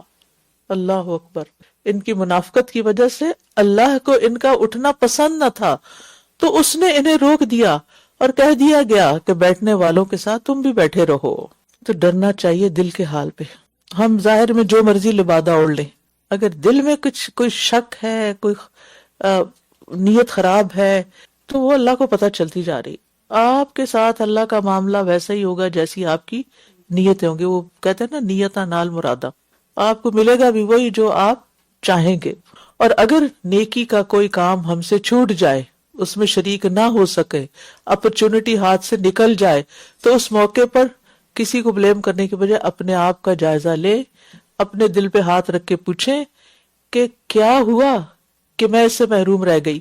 کیونکہ کچھ اتنے خاص اور اچھے کام ہوتے ہیں کہ اللہ سبحانہ و تعالی اس میں خاص لوگوں کو ہی آگے لاتا ہے، وہ ہر ایک کی قسمت میں نہیں ہوتے، اور خاص طور پر منافقین کی قسمت میں تو بالکل نہیں ہوتے. اس لیے اپرچونٹی ملے تو اللہ کا شکر ادا کرے، نہ ملے تو پھر غمگین بھی ہو. لہذا ایک کام ہے کرنے کا اس موقع پر، وہ کیا کہ نیکی کے کاموں کو ڈریم کیا کریں، ان کی نیت اپنی سوچ کا حصہ بنا لیں، ان کے لیے خواب دیکھا کریں کہ میں یہ بھی کر لوں اور میں یہ بھی کر لوں اور میں یہ بھی کر لوں، اللہ مجھ سے یہ کام بھی لے لے. اور اپنے ان خواہشوں اور تمناؤں کو جو دین کے کام کی خدمت کے حوالے سے ہوں یا اللہ کی عبادت کے حوالے سے، ان کو کسی ڈائری میں لکھ بھی لیں، ٹھیک ہے، اور ان کو اپنی دعائیں بنا لیں کہ یا اللہ مجھ سے یہ کام لے لے، مجھ سے یہ کام لے لے. کیونکہ ورنہ انسان نا ایک دفعہ جذبہ آتا ہے نا، ایک سپارہ پڑا، سورت توبہ پڑی، بڑے جذبے جاگے اور سوچ کے تھوڑی دیر کی یہ بھی کریں گے یہ بھی کریں گے، گھر جا کے بھول گئے، اور ایک سال بعد تو بالکل ہی بھول گئے. تو جب کوئی جذبہ ابھرے اس کو کیچ کر لیں. وہ خیال بھی نیکی کا اللہ کی طرف سے آتا ہے، اور پھر شیطان اس خیال کو بلواتا ہے. وہ کہتے ہیں اس کو یاد نہ رہنے دو تاکہ یہ کر نہ سکے. پھر کہتے او تو پچھلے سال بھی میں نے یہ سوچا تھا میں رمضان میں یہ کروں گی تو مجھے تو بھول ہی گیا. تو اس بھول کا علاج کیا ہے کہ اس کو کہیں ایک خاص ڈائری بنا لیں اپنی، جو بس آپ کے پاس ہی ہو، کسی اور کے پاس نہ ہو. تو اس میں اپنی ایسی بہت ذاتی پرائیویٹ نیکی کی باتیں لکھیں کہ جو آپ چھپا کے چپکے سے اچھے سے کرنا چاہتے ہیں. انشاءاللہ جتنی خوشی سے اور خلوص سے آپ وہ نیتیں لکھیں گے نا اپنی، اور دعائیں، اللہ کے ہاں کر سکے تو بہت بڑا اجر ہے، نہ بھی کر سکے تو اجر ہی اجر ہے. کیونکہ سب سے پہلی چیز نیت ہوتی ہے، شوق ہوتا ہے، جذبہ ہوتا ہے، ارادہ ہوتا ہے، پھر مواقع تو ساتھ ساتھ ملتے جاتے ہیں. اگر یہ تم میں شامل ہو کر نکل بھی آتے تو تمہارے لیے خرابی کے سوا کسی چیز میں اضافہ نہ کرتے، اور تمہارے درمیان فتنہ پیدا کرنے کے لیے ضرور گھوڑے دوڑاتے، یعنی کوششیں کرتے. اور تم میں ایسے لوگ ہیں جو ان کی باتوں کو کان لگا کر سنتے ہیں، یعنی کمزور ایمان والے ان کی چرب زبانی سے متاثر ہو جاتے ہیں، اور اللہ ظالموں کو خوب جاننے والا ہے. یعنی منافقین کا عموماً رول کیا ہوتا ہے کہ وہ سچے جذبے رکھنے والوں کے درمیان فساد پیدا کرے، ان کی ہمتیں توڑیں، ان کو ایسی باتیں کریں کہ وہ آگے ہی نہ بڑھیں. اب دیکھیں ہم انسان ہیں نا، کمزور ہیں. اگر روز ہمارا کوئی حوصلہ توڑے گا تو بتائیے ہم کیا کر سکیں گے. یہ تم وقت ضائع کر رہی ہو، یہ تم اپنے برباد کر رہی ہو، مال برباد کری، فلاں کری، دیکھو اپنی ہیلتھ کو، فلاں کو دیکھو، اپنے گھر کو یعنی روز ہی کوئی کہے تو آپ انسان ہے نا، آپ کے اوپر بھی اثر ہونے لگ جائے گا کہ ہاں شاید یہ زیادہ ہی خیر خواہ ہے میرا، تو اس لیے تو پھر انسان کا حوصلہ واقعی ٹوٹنے لگتا ہے. یہ ہم سب کے ساتھ ہوتا ہے. اگر آپ دیکھیں کسی بچے کو آپ کہیں نا تم نکمے ہو، تم کسی کام کے نہیں، تم نے کچھ نہیں بننا، تو کیا ہوگا بڑے ہو کر؟ وہ کیا بنے گا؟ بہت عالیشان کوئی کام کرے گا؟ نہیں، کیونکہ وہ انسان کے اپنے اندر ایک سیلف ڈاؤٹ پیدا ہو جاتا ہے کہ اچھا میرا خیال ہے میں کسی کام کے قابل نہیں، چلو میں پیچھے ہی ہٹ جاتی ہوں، کوئی اور کر لے گا، یہ تو بڑے بڑے ہمت والے لوگوں کا کام ہے. اس سے بچنا چاہیے. جو شخص بھی آپ کی زندگی میں آپ کو منفی سٹروک دیتا ہے تو اوائڈ، سنی انسنی. کیونکہ دوسری طرف جو اللہ نے حکم دے دیا کسی کام کے کرنے کا، جو موقع دے دیا، جو دکھا دیا، اس پر پھر اللہ سے استقامت بھی مانگے. اور اس سے مراد صرف یہ نہیں ہوتی کہ کسی ایک خاص کام، جو بھی آپ کا نیکی کے کام کا ارادہ جو اللہ کی خاطر آپ کرنا چاہتے ہیں. تو چونکہ وہ منافقین ہے نا، اللہ سے نہیں ڈرتے، لہٰذا وہ کیا کرتے ہیں، جب ٹیم کے اندر ہوتے ہیں تو وہ کبھی کسی کی چگلی کھاتے ہیں، کبھی کسی کی منفی بات کرتے ہیں، کبھی کسی کے بارے میں جھوٹی باتیں الزام لگاتے ہیں، ادھر کی ادھر، ادھر کی ادھر، اور لوگ آپس میں اختلاف کا شکار ہو جاتے ہیں، پھوٹ کا شکار ہو جاتے ہیں، اور اس سے فساد پھیلتا ہے اور کرنے کا کام دھرا رہ جاتا ہے اور وہ اپنا کام کر جاتے ہیں. تو اس لیے بعض اوقات اللہ تعالیٰ ایسے لوگوں کو پہلے سے ہی روک دیتا ہے تاکہ جو کام ہونا ہے وہ ہو جائے. یقیناً یہ بات میں اس لیے بھی کر رہی ہوں کہ بعض اوقات ایسا ہوتا ہے نا کہ کوئی کام ہوتا ہے، آپ کسی کو کہتے ہیں آئے کرتے ہیں، یہ کچھ لوگ تو فوراً آگے آ جاتے ہیں، اور کچھ لوگ کہتے ہیں اچھا میں سوچوں گی، بتاؤں گی، ڈسکس کروں گی، بتاؤں گی، وغیرہ وغیرہ. تو اچھا پھر آپ کو ان پہ بڑی توقع ہوتی ہے کہ یہ تو ضرور کریں گے، لیکن وہ پیچھے ہٹ جاتے، پھر آپ کا دل چھوٹا ہوتا. تو اس وقت کیا سوچیں؟ یہی سوچیں کہ اللہ نے توفیق نہیں، ان کا نہ ہونا ہی بہتر ہے. اگر اللہ چاہتا تو ضرور آتے. تو اس لیے اللہ تھوڑے لوگوں سے بھی مدد دے دے گا. اگر ایک لمبی لائن نہ بھی ہوئی لوگوں کی، تھوڑے بھی بہت کچھ کر جائیں گے. یہ جو دین کا کام ہوتا ہے نا، اس کو دنیا پہ قیاس نہ کیا کریں. یہ دنیا کے کاموں کی طرح نہیں. اور آپ سیرہ پڑھتے جائیں اور آپ حیران ہو کر دیکھیں گے کہ یہ ایک ہمارے طریقے ہیں جس میں ہم سب سے زیادہ اہمیت وسائل کو دیتے ہیں، ریسورسز کو. وہ نہ ہو تو ہماری ہمتیں کم ہوتی. اور ایک اللہ کے کام ہوتے ہیں، بھوکے پیٹ بھی ہو جاتے ہیں اور ریسورسز کے بغیر بھی ہو جاتے ہیں. یقیناً ان لوگوں نے اس سے پہلے بھی فتنہ ڈالنا چاہا اور آپ کے لیے کئی معاملات الٹ پلٹ کر دیے، یہاں تک کہ حق آ گیا اور اللہ کا حکم ظاہر ہو گیا، اگرچہ یہ ناپسند کرنے والے تھے. آپ دیکھیں کہ منافقین کے حال اللہ تعالیٰ کھول کھول کے بیان کرا. اسی لیے اس صورت کو فاضحہ، رسوا کرنے والی بھی کہا جاتا ہے. تو یہ جتنی بھی کوالٹیز منافقین کی بتائی جا رہی ہیں نا، ان کو بھی کہیں لکھ لینا چاہیے اور پھر اپنے آپ کے اندر ڈھونڈنی چاہیے کہ کہیں میرے اندر تو اس طرح کی کوئی چیز نہیں. اور ان میں سے کوئی وہ ہے جو کہتا ہے مجھے پیچھے رہنے کی اجازت دے دیجئے اور مجھے فتنے میں نہ ڈالیے. خبردار، فتنے میں تو یہ پڑ چکے ہیں اور بے شک جہنم کافروں کو ضرور گھیرنے والی ہے. اللہ اور اس کے رسول کے کفر سے بڑھ کر دنیا میں کوئی فتنہ نہیں. تو جو شخص دل سے ایمان نہیں لاتا وہ تو پہلے ہی فتنے میں پڑا ہوا ہے. اور اللہ کے راستے میں نہ نکلنا اور نہ نکلنے کی خواہش رکھنا، ہیلے بہانے تراشنا، یہ بھی ایک فتنہ ہے. اگر آپ کو کوئی بھلائی پہنچتی ہے تو وہ انہیں بری لگتی ہے. مومنوں کی کامیابی پہ خوش نہیں ہوتے. اور اگر آپ کو کوئی مصیبت پہنچتی ہے تو یہ کہتے ہیں کہ ہم نے تو اپنا بچاؤ پہلے ہی کر لیا تھا، اور یہ اتراتے ہوئے واپس لوٹ جاتے ہیں. مومن ہمیشہ دین کی سلامتی پر خوش ہوتا ہے، جبکہ منافق دنیا کی سلامتی پہ خوش ہوتا ہے. وہ ایک صحابیہ تھی نا جن کے شوہر اور بھائی اور باپ بیٹے سب جنگ احد میں شہید ہو گئے تھے، اور وہ ہر دفعہ کیا پوچھتی تھی؟ اللہ کے رسول کیسے ہیں؟ اور جب پتہ چلتا کہ وہ سلامت ہے تو کہتے کل مصیبت بعدک جلل، اللہ کے رسول آپ کے بعد آپ سلامت ہے، میری ہر مصیبت ختم ہو گئی. وہ کس پہ خوش ہے کہ اللہ کے رسول کو کچھ نہیں ہوا. اتنے بڑے بڑے لاس آپ دیکھیں کہ ہمارے گھر میں اگر بچے کو کچھ ہو جائے تو ہمارا دل کتنا چھوٹا ہو جاتا ہے. شوہر کو کچھ ہو جائے تو ہم اتنے کمزور پڑ جاتے ہیں. بہن بھائیوں کو کچھ ہو جائے تو ہم کہتے ہیں وہ بہن، اس کو عذر بہانہ ہی بنا لیتے، وہ بہن بیمار ہے نا اس لیے میں اب نہیں حاضر ہو سکتی. تو یہاں پر آپ دیکھیں کہ ان کے نزدیک پرائرٹی کیا تھی. ٹھیک ہے بیمار کو اکیلے تو نہیں چھوڑ سکتے، لیکن بہرحال بعض اوقات کچھ قربانیاں بھی کرنی پڑتی. تو مومن ہمیشہ دین کو اپنی ترجیح بناتا ہے. کہہ دیجئے ہمیں ہرگز کوئی نقصان نہ پہنچے گا مگر وہی جو اللہ نے ہمارے لیے لکھ دیا، وہی ہمارا مولا ہے، اور اللہ ہی پر مومنوں کو توکل کرنا چاہیے. یعنی توکل کیسے آئے گا؟ اس ایمان اور یقین کے ساتھ کہ جو مصیبت تقدیر میں نہیں لکھی وہ کبھی نہیں پہنچے گی. آگ نے ابراہیم علیہ السلام کو نہیں جلایا، چاقو نے اسماعیل علیہ السلام کو نہیں کاٹا، سمندر نے موسیٰ علیہ السلام کو نہیں ڈبویا. یہ کیا تھا؟ یہ اللہ کا اذن تھا نا. تو اگر اللہ چاہے تو وہ کسی کی بھی مدد کر سکتا ہے. بعض مرحلے بڑے کٹھن ہوتے ہیں جن میں ڈیسیژن لینا مشکل ہوتا ہے، لیکن اگر دین کا فائدہ ہو رہا ہے تو انسان آنکھیں بند کر کے آگے بڑھ جائے، باقی اللہ پہ معاملہ چھوڑ دے. کہہ دیجئے ہم تمہارے بارے میں جس کا انتظار کر رہے ہیں وہ 2 بھلائیوں میں سے ایک ہے، اور ہم تمہارے بارے میں انتظار کر رہے ہیں کہ اللہ تمہیں اپنے پاس سے کوئی سزا دے یا ہمارے ہاتھوں سے، بس تم انتظار کرو، بے شک ہم بھی تمہارے ساتھ انتظار کر رہے ہیں. 2 بھلائیاں کیا ہے؟ یا دنیا میں کامیابی ہو جائے گی اور آخرت میں جنت ملے گی. دنیا میں اجر یا غنیمت ملے گا اور آخرت کی نعمتیں ملے گی، اور پھر شہادت بھی ملے گی. بھلائیوں پہ بھلائیاں. کہہ دیجئے خوشی سے خرچ کرو یا ناخوشی سے، تم سے ہرگز قبول نہ کیا جائے گا، کیونکہ تم ہو ہی نافرمان لوگ. یعنی نافرمان لوگوں کے صدقات بھی قبول نہیں ہوتے، کیونکہ منافق کبھی بھی صرف اللہ کی رضا کے لیے صدقہ نہیں کرتا، اس کا کوئی نہ کوئی بیچ میں مقصد مطلب ہوتا ہے. اور آپ دیکھیں کہ آج بھی لوگ وہاں ڈونیشن دینا چاہتے ہیں جہاں سے ان کو ٹیکس رسید ملے، چاہے وہ ادھر ادھر لگا دیں، اور جہاں شدید ضرورت بھی ہو اس لیے ڈونیشن نہیں دیں. اور جہاں کا کام وہ دیکھ رہے ہیں کہ دن رات اللہ کے دین کی خدمت ہو رہی ہے، لیکن کیوں نہیں دیتے؟ وہاں ٹیکس رسید نہیں ملے گی. کیا زکوٰۃ ٹیکس رسید کے لیے دینی چاہیے؟ یہ نیت ہی میں کیوں آتی ہے؟ یہ بات دیکھنا تو یہ چاہیے کہ میری زکوٰۃ کہاں زیادہ سے زیادہ دین کو فائدہ دے گی، نہ کہ کہاں مجھے کچھ مل جائے گا اس کے بدلے. صدقہ دنیا کے فائدے کے لیے نہیں کرتے. جب اللہ راضی ہوتا ہے نا تو دنیا کے فائدے خود ہی مل جاتے ہیں. صدقہ اللہ کی رضا کے لیے کرتے ہیں. تو عمل کی قبولیت کے لیے تقویٰ شرط ہے. اور اگر اللہ کی کوئی نافرمانیاں کرتا ہے تو پھر جو اس نے دنیا کے لیے کیا وہ دنیا میں اس کو مل جائے گا، لیکن آخرت میں اس کے لیے کچھ نہیں. اور ان کے صدقات قبول ہونے میں یہی بات مانے ہوئی کہ انہوں نے اللہ اور اس کے رسول کا انکار کیا. صدقہ کیوں نہ قبول ہوا؟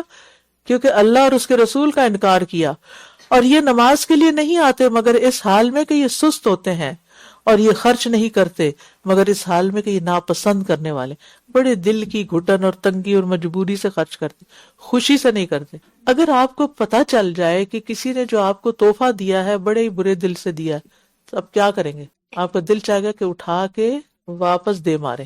کیا اللہ کو نہیں پتہ چلتا کہ ہم صدقہ کس دل سے دیتے ہیں؟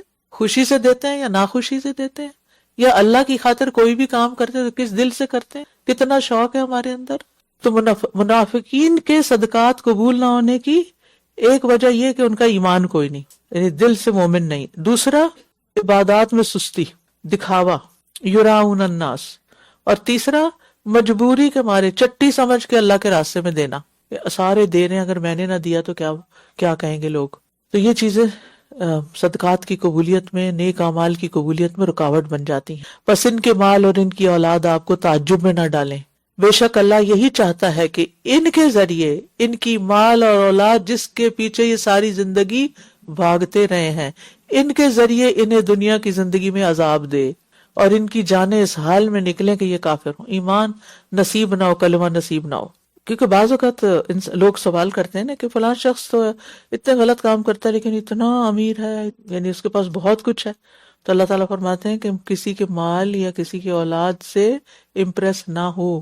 فلا تعجبک اموالہم ولا اولادہم. یہ ان چیزوں کا مل جانا، دنیا میں ان چیزوں کا مل جانا کوئی خوش قسمتی کی علامت نہیں. مال اور اولاد کی کثرت سے اللہ ان کا سکون چھین لیتا ہے. ہم یہ دو چیزیں کس لیے حاصل کرتے ہیں؟ مال زیادہ کیوں بڑھانا چاہتے ہیں؟ سکون کے لیے نا، خوشی کے لیے.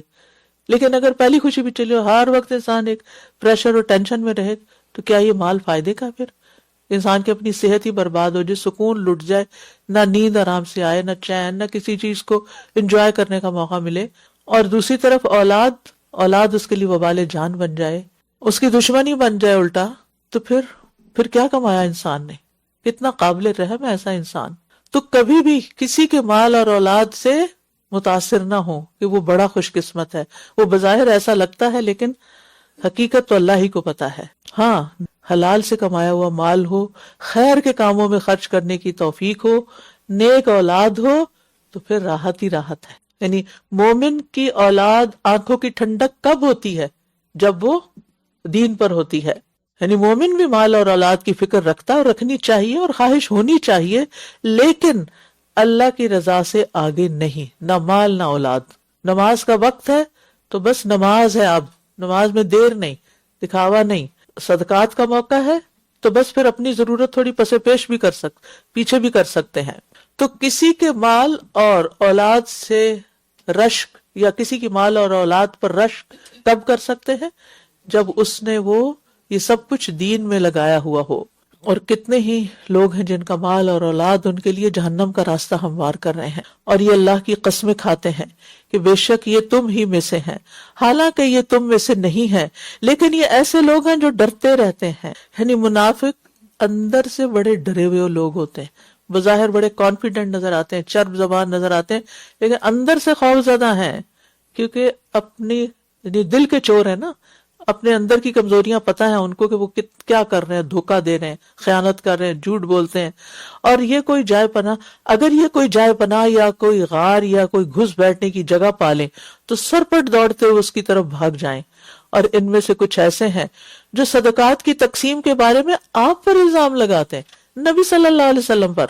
پھر اگر یہ ان میں سے کچھ دے دیے جائیں تو خوش ہو جاتے ہیں، اور اگر یہ ان میں سے کچھ نہ دیے جائیں تو یکدم ناراض ہو جاتے ہیں کہ ہمیں تو کوئی پوچھتا ہی نہیں، ہمارا تو خیال ہی نہیں رکھتا. تو یاد رکھیے کہ صدقات کی تقسیم کے وقت بلند آواز میں شکایتیں لگانا اور شکایتی رویے اختیار کرنا اور ادھر ادھر خلاف باتیں کرنا، یہ نفاق کی علامت ہوتی ہے. جس نے اللہ کی خاطر اپنا مال بھی لگا دیا، اسے کیا فرق پڑتا ہے کہ مجھے دین کے لیے کچھ کر کے کچھ ملا ہے یا نہیں ملا، اور دوسروں کو کیوں مل رہا ہے. تو کبھی بھی اگر آپ نے کوئی اچھا کام کیا اور اس کے بدلے میں آپ کو کوئی ورلڈلی بینیفٹ نہیں ہوا تو دل میں بھی ناراضگی نہیں لانی، بلکہ دل میں کہنا اللہ تو نے آخرت کے لیے سارا رکھ دیا، میں اس پہ راضی، تو ہے نا دینے والا، جو میری ضروریات ہیں تو اپنے خزانوں سے پوری کرے گا. منافقین دنیا کے معاملے میں اپنے سے اوپر والوں کو دیکھتے ہیں، مومنین دین کے معاملے میں اپنے سے اوپر والوں کو دیکھتے ہیں. ہمیں بھی دیکھنا چاہیے کہ ہم کس کو لک فارورڈ کرتے ہیں. اور کیا ہی اچھا ہوتا اگر یہ اس پر راضی ہو جاتے کیا ہی اچھا ہوتا اگر یہ اس پہ راضی ہو جاتے جو اللہ اور اس کے رسول نے انہیں دیا. کیا دیا؟ دین دیا اور دنیا کی نعمتیں بھی ملی، اور کہتے کہ اللہ ہمیں کافی ہے، جلد ہی اللہ ہمیں اپنے فضل سے عطا کرے گا اور اس کا رسول بھی. بے شک ہم اللہ ہی کی طرف رغبت کرنے والے، ہم اللہ کی طرف رغبت کرنے والے ہیں. مومن کی نظر حقیر دنیا کی بجائے اللہ کو راضی کرنے کی طرف ہوتی ہے، اللہ کی طرف رغبت ہوتی ہے. جہاں تھوڑی سی بریک لے کے تھوڑے سے ریفلیکشن لے لیتے ہیں اور پھر اس کے بعد ہم آگے چلیں گے. جی پیچھے نجم سحر کا ہاتھ کھڑا ہے، مائک پہنچائیے. سادہ جی، آج کے لیسن میں مجھے 2 ورڈز بہت اسٹینڈ آؤٹ کیے. انفرو، ہمارا کام یہ ہے کہ ہم بس نکل پڑے اللہ تعالیٰ کے راستے میں جو ہمیں چانس ملتا ہے، اینڈ دین اللہ تعالیٰ کی مدد آئے گی، چاہے وہ اچھے ساتھی کے ملنے کی شکل میں ہو یا سکینت کی شکل میں ہو یا فتح. میں سوچ رہی تھی اللہ پہ توکل کرتے ہوئے جو ہم گیپ فل کرتے ہیں، میں اس کو سبحان اللہ تراویح اور ہر باجماعت نماز میں جب ہم گیپ فل کرتے ہیں اس سے کنیکٹ کر رہی تھی کہ ہمت کر کے اور بہادری انیشیٹو لیتے ہوئے اس گیپ کو فل کر دیں تو اللہ تعالیٰ ہمیں ضرور توفیق دیں گے کہ امت میں جو گیپس ہیں ان کو ہم برج کریں انشاءاللہ. جی آگے لے آئیے، کوئک. ایک پیچھے رکھیں، ایک آگے، اگر وہاں ایک درست ادھر دی. 2 طرح کے لوگ ہوتے ہیں، ایک بہانے بناتے رہتے ہیں اور ایک قربانی کے لیے تیار ہوتے. تو ہمیشہ قربانی کی جو لذت ہوتی ہے وہ اور ہی ہوتی ہے، اس کے لیے ہمیشہ اپنے آپ کو رکھنا چاہیے. استاذ جی، وہ اور جو بھی آپ نے بات کی، ڈریم بنائے. ہمارے اتنے ڈریم ہیں، ہم یہ دنیا کے حساب سے یا بچوں کو دیکھنا چاہتے ہیں. اتنی خوبصورت بات لگی کہ اس کو ڈریم بنا کے پہلے دعا بھی کرنی ہے. جزاک اللہ. شریعت کو اپنی طبیعت سے نہیں لینی چاہیے، اسی وجہ سے شاید اتنے اختلاف ہے، کیونکہ جس کی جتنی طبیعت لگ رہی ہے ویسے ویسے سب کے سٹارٹ ہے. شریعت، عبادات اور اللہ کی اطاعت کو دنیا کے کاموں کو، وسائل قسم کے کاموں کو اللہ تعالیٰ پہ توکل ہی کافی ہے. ہاں، یعنی نہیں صرف وسائل نہیں بلکہ وسائل کے ساتھ توکل ضروری ہے. جی بولیے. مومن نیکی کے موقع میں تلاش میں جی جو لوگ زندگی میں کچھ کرنا چاہتے ہیں، ترقی کرنا چاہتے ہیں، وہ آرام سے نہیں. ٹھیک ہے، چلیے اب میں آن لائن کا کوئی اور تو نہیں؟ ہاں آسیہ کو لیے. لا تحزن بہترین تلقین ہے اور ان اللہ معنا بہترین یاد دہانی. جزاک اللہ خیر. جی آن لائن سے فائزہ کھتری. پچھلے دن پڑھا تھا کہیں پہ، anything that cost your آخرہ از ناٹ ورتھ اٹ. اور آج کے جو ہمارا سبق ہے اس سے میں بہت ریلیٹ کر پا رہی ہوں کہ اسے ہم رکھ لینا. کوئی بھی معاملات ہوں ہمارے جس میں ہمیں جوابی کاروائیاں کرنی ہوں یا بری سوچیں آ رہی ہوں یا پھر دنیا کی چیزیں ٹیمپٹیشن ہمارے لیے بہت بڑھ جائے، تو ہم صرف یہ دیکھیں کہ کیا میری آخرت ہے اس کی قیمت. اگر آخرت ہے اس کی قیمت تو وہ چیز کتنی بھی خوبصورت ہو، کتنی بھی اچھی ہو، کتنا بھی دل چاہ رہا ہے، وہ ورتھ نہیں کرتی. جزاک اللہ خیر. ہما سمی. جی، سارا سال اگر انسان اللہ تعالیٰ کی نافرمانی کرتا رہے اور بس خاص دن اور خاص مواقع پر ہی صدقہ کر دے تو وہ کافی نہیں ہوگا، بلکہ ہر دن اللہ اور اس کے رسول کی اطاعت ہی صدقات کی قبولیت ہے. اللہ سبحانہ تعالیٰ ہمیں توفیق عطا فرمائے. جزاک اللہ خیر. خوشبو. استاد شروع والے پارٹ میں آپ نے بتایا کہ اللہ تعالیٰ ہمیں اکثر ایسی چیز سے آزما لیتے ہیں جس پہ ہم obsessively جس سے محبت شروع کر دیتے ہیں کرنا. تو آئی واز تھنکنگ کہ کبھی کبھی آج کل جیسے میں دیکھ رہی تھی کہ انسان خود سے بھی بہت محبت کرنے لگتا ہے، سیلف obsessions ہو جاتے ہیں، سیلف لو کہا جاتا ہے اور اس کو اب بہت امپورٹنس دی جاتی ہے. تو وہ بھی ایک آزمائش بن جاتا ہے کہ انسان پھر باہر کچھ دیکھ ہی نہیں پاتا، انسان خود میں اتنا انوالو ہو جاتا ہے کہ اس کو باہر کچھ نظر ہی نہیں آ رہا ہوتا. تو اٹس لائک اب یہ والا دور آ گیا کہ اس کو بہت پسند کیا جاتا ہے کہ بندہ اپنے آپ سے محبت کرے، مگر اٹس سیلف obsession ایک حد سے زیادہ بڑھ جانا وہ بیماری بن جاتا ہے. بالکل، یعنی افراط اور تفریط دونوں سے ہی بچنا چاہیے. کیا سیلف لو کی کوئی اگزامپل دیں گے، یعنی کہ جو obsession کا شکار ہوتے ہیں مثلاً کیا کرتے ہیں؟ خوشبو آپ. جیسے سیلف لو میں جی استاذہ بیسیکلی سیلف لو میں جو کلائنٹس انوالو ہوتے ہیں نا، اس میں یہ ہوتا ہے کہ بہت زیادہ اپنے ہی کسی خاص خوبی سے محبت کرنا. جیسے میں تو بہت اچھا لیٹس سے ڈریس اپ ہوتی ہوں، یا میری ڈریسنگ سے زیادہ تو کسی کی اچھی ڈریسنگ نہیں ہے، فار ایگزامپل ایک عام سی ایگزامپل ہے، یا اپنے کسی سبجیکٹ یا اپنے کسی کیریئر پہ کام جو ہم کر رہے ہوتے ہیں اسی سے obsessed ہو جانا کہ میں اس سے زیادہ اچھی کوئی لیٹس سے ڈاکیومنٹس نہیں بناتا اور پھر دوسروں کو اس سے برابر نہ سمجھنا. تو یہ سب ایگزامپل. اسی طرح یہ نا کہ جیسے مال کا ایک بڑا حصہ صرف اپنے اوپر ہی خرچ کرنا، اپنی خوراک پہ، اپنی ایکسرسائز پہ، اپنی صحت پہ، اپنے ڈریمز پہ، اپنے ووکیشن پہ، یعنی سب کچھ اپنے ہی لیے، اللہ کے دین کے لیے کچھ نہیں. ہاں، اور اگر جب دین کے لیے کچھ کہا جائے تو زکوٰۃ لگتی ہے اس پہ، یعنی 97.5 اپنے لیے اور باقی سارے کام صرف زکوٰۃ سے پورے کر لو، کچھ اور نہیں دینا چاہتے. جی نورین. جی، منافقت کی وجہ سے اللہ تعالیٰ کئی دفعہ نیکیوں کی اپرچونٹی جو ہے اس میں اس کے مواقع نہیں دیتا، تو جب بھی کوئی ایسی اپرچونٹی ملے تو اس پہ شکر کرنا چاہیے، اور اگر نہ ملے تو اس پہ غمگین ہونا چاہیے اور فکر مند ہونا چاہیے. بالکل. نیلوفر. جی، اپنے لیے خاص ٹپ نوٹ کیا آج کہ نیکی کی خواہشات کو دعائیں بنا لیں اور ان کو لکھ لیں. یہ جو لکھنے والا پارٹ ہے نا، یہ بہت اہم ہے، کیونکہ لکھنے سے سبھی گھبراتے ہیں کہ کون لکھے، انشاءاللہ یاد رہے گا. اور پھر کیا ہوتا ہے، چند دن بعد بھول جاتے ہیں. تو ہمیں تو سکھایا گیا علامہ بالقلم. تو 3 کی ورڈز میں نے لکھے ہیں کہ نیکی کی خواہش، دعائیں، لکھنا. اللہ تعالیٰ اس میں طریقہ یہ رکھیں کہ جو ڈائری یا جو چیز بنائے نا، آپ صرف موبائل میں صرف نہیں رکھیں، اس کو فوٹو نکال کے بے شک رکھ لیں کہ کہیں ادھر ادھر ہو تو وہاں بھی، تو اس کے ساتھ ہی پین رکھیں. ایک دن میں سب کچھ نہیں لکھا جائے گا، ہر روز نئے نئے آئیڈیاز آئیں گے. کہیں صرف 2 لفظ لکھنے پڑیں گے، کہیں ایک جملہ لکھنا پڑے گا، لیکن اس میں ایڈیشنز ہوتی جائیں گی اوور دا ایئرز، اور ساتھ ڈیٹس بھی ڈالتے جائیں کہ کب کون سی چیز کب لکھی تھی. اور پھر اتنی حیرانی ہوتی ہے اگر کچھ عرصے کے بعد دوبارہ آپ دیکھیں کہ اچھا یہ ہو گیا. جی ڈاکٹر شازیہ.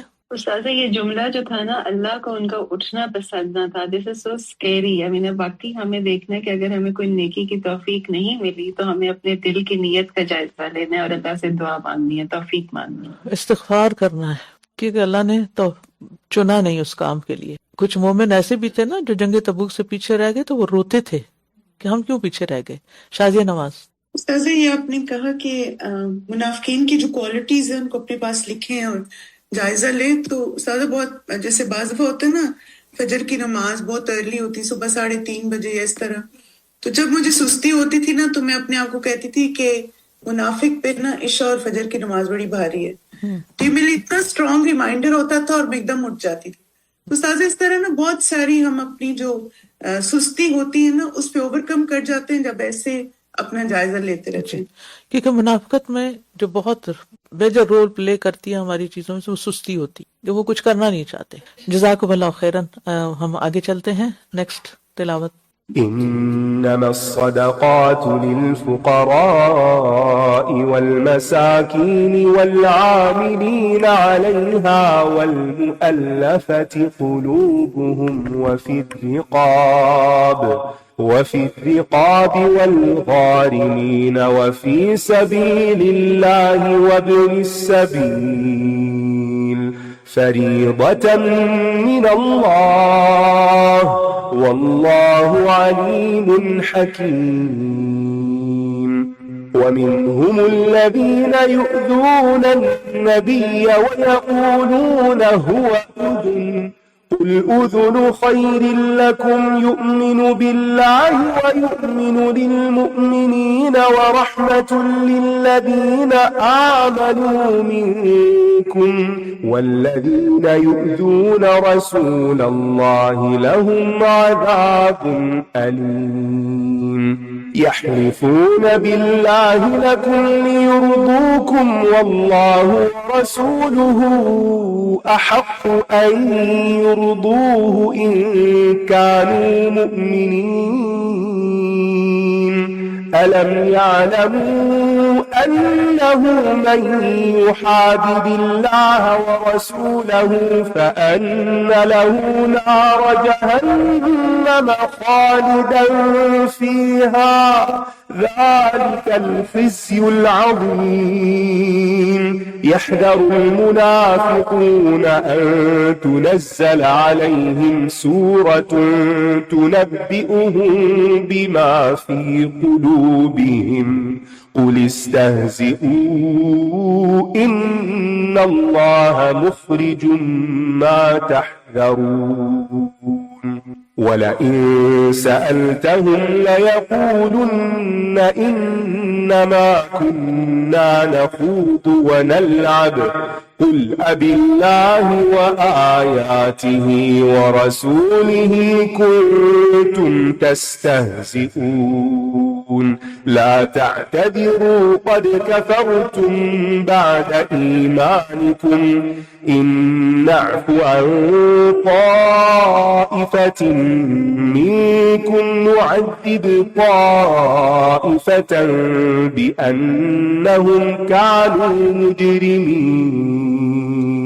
بے شک صدقات یعنی زکوٰۃ، فرض صدقات تو دراصل فقراء اور مساکین اور ان کا انتظام کرنے پر معمور لوگوں کے لیے ہیں، اور ان کے لیے جن کے دلوں میں الفت ڈالنا مطلوب ہے، اور گردنوں کے آزاد کرنے میں، اور قرض داروں کے لیے، اور اللہ کے راستے میں، اور مسافر کے لیے. یہ ایک فریضہ ہے اللہ کی طرف سے، اور اللہ بہت علم والا، خوب حکمت والا ہے. منافقین نے جب نبی صلی اللہ علیہ وسلم پر صدقات کی تقسیم کے حوالے سے اعتراض کیا، تان کیا، تو اللہ تعالیٰ نے صدقات کے حقدار بتا دی کہ کس کس کو ملے گا، تاکہ لوگوں کو پتہ چل جائے کہ اس معاملے میں صرف اللہ کا اختیار ہے، حتیٰ کہ اس نے اپنے نبی کو بھی اختیار نہیں دیا کہ وہ اپنی مرضی سے اس میں کمی بیشی کرے. اور زکوٰۃ جو ہے، جو فرض صدقہ ہے، وہ ان مصارف کے علاوہ اور کہیں خرچ نہیں کی جا سکتی. عام صدقات جو ہیں زکوٰۃ کے علاوہ وہ جہاں چاہیں آپ خرچ کریں، کیونکہ صدقہ کا مفہوم بہت وسیع ہے. یعنی کوئی بھی فائدہ جو آپ کسی کو پہنچاتے ہیں وہ آپ کی طرف سے صدقہ ہوتا ہے. جیسے اچھی بات کسی کو کرنا یہ بھی صدقہ ہے، اسمائل کرنا یہ بھی صدقہ ہے.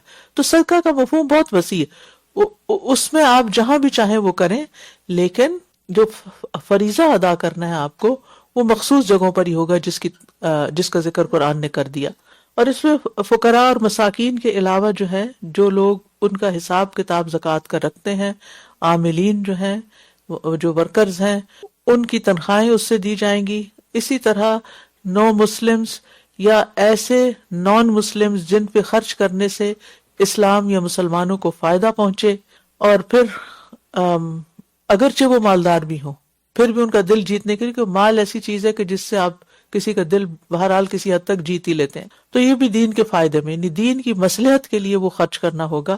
اور پھر غلام تو اب آزاد نہیں ہوتے، لیکن بے گناہ قیدیوں کو چھڑانے کے لیے استعمال ہو سکتا ہے، جو اپنا جرمانہ نہیں بھر سکتے، لیکن جو مجرم ہیں ان کو تو نہیں چھڑانا چاہیے. پھر اسی طرح قرض داروں کو زکوٰۃ دے سکتے ہیں، لیکن وہ لوگ نہیں جنہوں نے مارگیج پہ اپنے گھر لیے ہوئے ہیں اور اپنی چوائس سے قرض دار بنے ہوئے ہیں، اور آپ کہیں ان کو زکوٰۃ دے کے ان کا قرضہ اتارتے ہیں. ایسا نہیں ہوگا. یہ وہ لوگ ہیں جنہوں نے مثلاً کسی کے دیت ادا کرنے کے لیے قرض لے کے اور مدد کی، یا کسی کا قرضہ چھڑانے کے لیے جو کہ مجبور تھا، ضرورت مند تھا، حقیقی معنوں میں اس کو قرض کی ضرورت تھی، تو اس جگہ پر آپ دے سکتے ہیں. فی سبیل اللہ جو ہے، ویسے تو ہر نیکی ہی اللہ کے لیے ہوتی ہے اور اللہ کے راستے میں ہے، لیکن اب اور جب فقراء اور مساکین کو آپ دیتے ہیں تو وہ بھی فی سبیل اللہ ہی ہوتا ہے، لیکن یہاں اس کا الگ طور پر ذکر کیا گیا ہے. اور اس میں جو علماء کی اکثریت ہے وہ یہ کہتی ہے کہ جہاد فی سبیل اللہ یا اس سے متعلق جو ضروریات ہیں ان پر خرچ کیا جا سکتا ہے. اسی طرح حج اور عمرہ کو بھی بعض نے اس مد میں شامل کیا ہے، لیکن یہ ہے کہ بنیادی طور پر دین کی جو تعلیم اور تبلیغ اور جو دین کی حفاظت کے لیے جو کوششیں ہوں وہ سب اس میں شامل ہو جاتی ہیں. اب سوال یہ پیدا ہوتا ہے کہ ایک طرف اگر مجاہدین اور دوسری طرف فقراء ہیں تو پھر کیا کیا جائے، یا پھر یہ کہ تو وہ سچویشن پہ ڈیپینڈ کرتا ہے کہ کہاں کس وقت کس کو دیا جانا چاہیے. اور ابن السبیل بھی اگر خود صاحب حیثیت ہے، لیکن اگر راستے میں اس کو ضرورت پڑ گئی ہے تو پھر اس کو بھی زکوٰۃ سے مدد دی جا سکتی. اور پھر آپ دیکھیں کہ اس آیت سے قرآن کے اللہ کا کلام ہونے پر بھی دلیل لی جاتی ہے کہ اس میں کسی بشر کا کوئی فائدہ نہیں کہ وہ مال ان تمام لوگوں کو تقسیم کرے، یہ تو اللہ کا حکم سمجھ کے ہی کرے گا.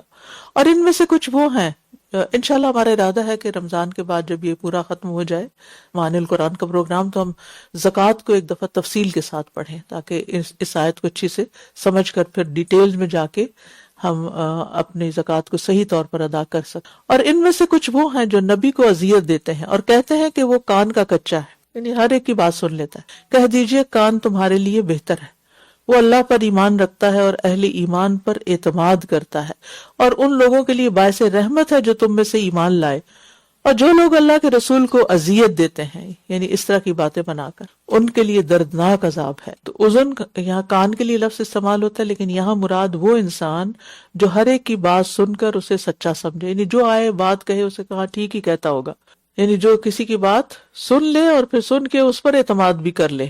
تو منافقین کیا کہتے تھے کہ آپ کان کے کچے نہیں، ہر ایک کی بات سن کے آپ اس پہ اعتبار کر لیتے، اور اصل میں وہ اپنا دفاع کر رہے تھے کیونکہ وہ اسلام کے خلاف، نبی صلی اللہ علیہ وسلم کے خلاف باہر باتیں کرتے تھے، اور وہ باتیں آپ تک پہنچ جاتی تھی، تو پھر وہ بجائے اس کے کہ اپنا قصور مانے آپ کو بلیم کرتے تھے کہ آپ سب کی سنتے کیوں، یہ تمہارے سامنے اللہ کی قسمیں کھاتے ہیں تاکہ یہ تمہیں راضی کر دیں، حالانکہ اگر یہ ایمان والے ہیں تو اللہ اور اس کا رسول زیادہ حقدار ہے کہ یہ اسے راضی رکھے۔ کیا یہ نہیں جانتے کہ جو کوئی اللہ اور اس کے رسول کی مخالفت کرے گا تو یقیناً اس کے لیے جہنم کی آگ ہے جس میں وہ ہمیشہ رہنے والا ہے، یہ بہت بڑی رسوائی ہے۔ منافق اس بات سے ڈرتے ہیں کہ ان پر کوئی ایسی صورت نہ اتار دی جائے جو انہیں وہ باتیں بتا دے جو ان کے دلوں میں ہے۔ کہہ دیجئے تم مذاق اڑاتے رہو، بے شک اللہ اسے ظاہر کرنے والا ہے جس سے تم ڈرتے ہو۔ بات یہ کہ انسان چھپ کے بھی گناہ کرے نا، یہ دل میں بھی گناہ رکھے اور سمجھے کہ کسی کو پتہ نہیں چلے گا، تو اللہ سبحانہ وتعالیٰ غیر محسوس طریقوں سے ان چیزوں کو بعض اوقات لوگوں کے سامنے لے آتے ہیں۔ اللہ تعالیٰ ہر ایک کو ایسی رسوائی سے محفوظ رکھے، کیونکہ اللہ سے تو کچھ بھی چھپا ہوا نہیں نا، ہم تو صرف لوگوں سے چھپا سکتے، اور اگر آپ ان سے پوچھیں تو یہ ضرور کہیں گے کہ ہم تو بس گپ شپ اور دل لگی کر رہے تھے۔ کہہ دیجئے کیا اللہ سے اور اس کی آیات سے اور اس کے رسول سے تم مذاق کر رہے تھے؟ یعنی تمہارے لطیفوں کا موضوع اور سبجیکٹ اللہ اور اس کا رسول ہی ہے۔ آج بھی افسوس کے ساتھ کہنا پڑتا ہے کہ بعض مسلمان دین کی باتوں پر، قرآن کی آیتوں پر، احکامات پر لطیفے بنائے ہوئے ہیں اور بیان کر کر کے ہنستے ہیں اور خوش ہوتے ہیں۔ تم عذر پیش کرو نہ کرو، تم عذر پیش کرو یا نہ کرو، یقیناً تم نے اپنے ایمان کے بعد کفر کا ارتکاب کیا۔ زبان سے لا الہ الا اللہ کہہ کے کیا کیا؟ کفر کا ارتکاب کیا۔ اگر ہم تم میں سے ایک گروہ کو معاف بھی کر دیں تو ہم دوسرے گروہ کو اس وجہ سے عذاب دیں گے کہ یہ ہیں ہی مجرم لوگ۔ دین کی باتوں کا مذاق اڑانے والا کفر کا ارتکاب کرتا ہے، ورنہ منافق تو ضروری ہو جاتا ہے۔ تو دین کے معاملے میں ظاہر اور باطن کو با ادب رکھنا ضروری ہے، دل سے بھی ادب اور احترام کرے شاعر اللہ کا، اس کے رسول کا، اس کی کتاب کا، اس کے دین کی خدمت کرنے والوں کا، اس کی جن گھروں میں عبادت کی جاتی ہے اللہ کی وہاں کا، یعنی دین کے ہر معاملے میں جو چیز بھی دین سے متعلق ہو اس میں با ادب رہنا ضروری ہے، ادب کے ساتھ معاملہ کریں۔ اب مثال کے طور پر کئی لوگ جیسے آج کل تراویح ہے تو موبائل سے اپنے نوافل پڑھتے ہیں، جو تراویح کے ہوتے ہیں، قیام اللیل کے ہوتے ہیں۔ میرے نوٹس میں ہے کہ کچھ لوگ جیسے پڑھتے ہیں اور جب رکوع پہ جاتے ہیں تو ایسے پھینک کے موبائل نیچے رکھ دیتے ہیں یا پھینک کے آگے کر دیتے ہیں، ایسے گریب کرتے ہیں۔ تو بات یہ ہے کہ جب موبائل ویسے تو ایک آلہ ہے، کہیں بھی رکھ دیں آپ، لیکن اگر اس پر مصحف کھلا ہوا ہے تو پھر وہ مصحف کے حکم میں آ جائے گا۔ اگر اس پہ مصحف کھلا ہوا ہے یا کوئی دعا کھولی ہوئی ہے تو یہ نہیں کہ آپ کو کسی نے آواز دی تو آپ ایسے اٹھا کے پھینکا جیسے عادت ہے موبائل پھینکنے کی اور چل پڑے، نہیں، اس وقت آپ اس کو ایسے نہیں پھینک سکتے۔ آپ اس کو ایسے اپنے، کئی لوگ اس کے اوپر آیتیں کھلی ہوتی ہیں، سجدے کی جگہ کے رکھ لیتے ہیں اور اس کے اوپر سے آگے سجدہ کر رہے ہوتے ہیں اور وہ مصحف کھلا ہوا ہے اس پہ، موبائل پہ۔ تو ان چیزوں کا بھی خیال رکھیے کہ جس چیز پہ اللہ کا نام آ جائے، اس کے رسول کا نام آ جائے، دین کی، قرآن کی کوئی بات آ جائے، سیکرڈ ہو گئی۔ سائڈ پہ کوئی ٹیبل رکھے، آف آن بھی نہ کرے، ایکشن زیادہ بڑھ جائے گا۔ اس کی اسکرین کھلی رہے، وہ ہوتا نا موڈ اسکرین کھلی رکھنے، اس کو رکھ کے چھوٹا سا ٹیبل ساتھ رکھ لیں، جب آپ رکوع میں جانے لگے تو اس کے اوپر رکھ دیں ایک طرف، یہ بھی نہیں کہ ادھر دیکھنے لگ جائیں۔ حرکت کثیر سے نماز باطل ہو جائے، بہت زیادہ حرکت نہ کریں۔ نیکسٹ، المنافقون والمنافقات بعضهم من بعض يأمرون بالمنكر وينهون عن المعروف ويقبضون أيديهم نسوا الله فنسيهم إن المنافقين هم الفاسقون۔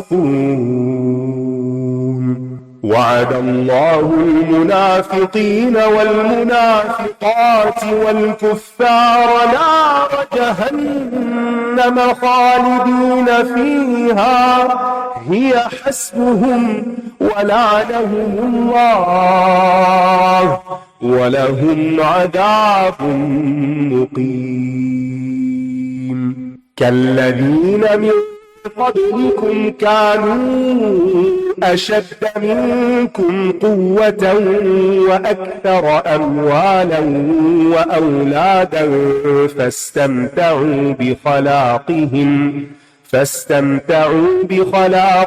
فاستمتعتم بخلاقكم كما استمتع الذين من قبلكم بخلاقهم وخضتم كالذي خاضوا أولئك حبطت أعمالهم في الدنيا والآخرة وأولئك هم الخاسرون ألم يأتهم نبأ الذين من قبلهم قوم نوح وعاد وثمود وقوم إبراهيم وأصحاب مدين والمؤتفكات أتتهم رسلهم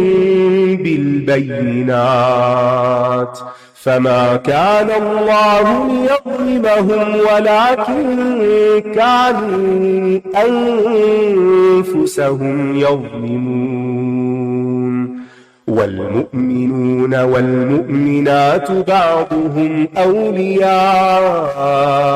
بعض يأمرون بالمعروف وينهون عن المنكر ويقيمون الصلاة ويؤتون الزكاة ويطيعون الله ورسوله أولئك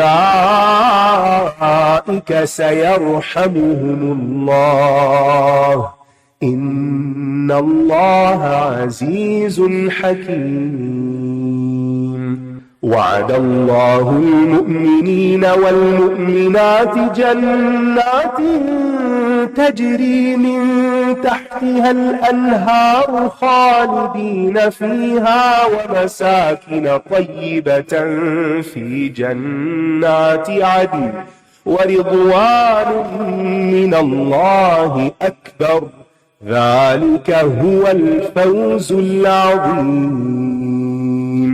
منافق مرد اور منافق عورتیں. اب عورتوں کا بھی ذکر آ گیا. منافق مرد اور منافق عورتیں یعنی عورتوں میں بھی نفاق ہو سکتا ہے. سب ایک ہی طرح کے ہیں.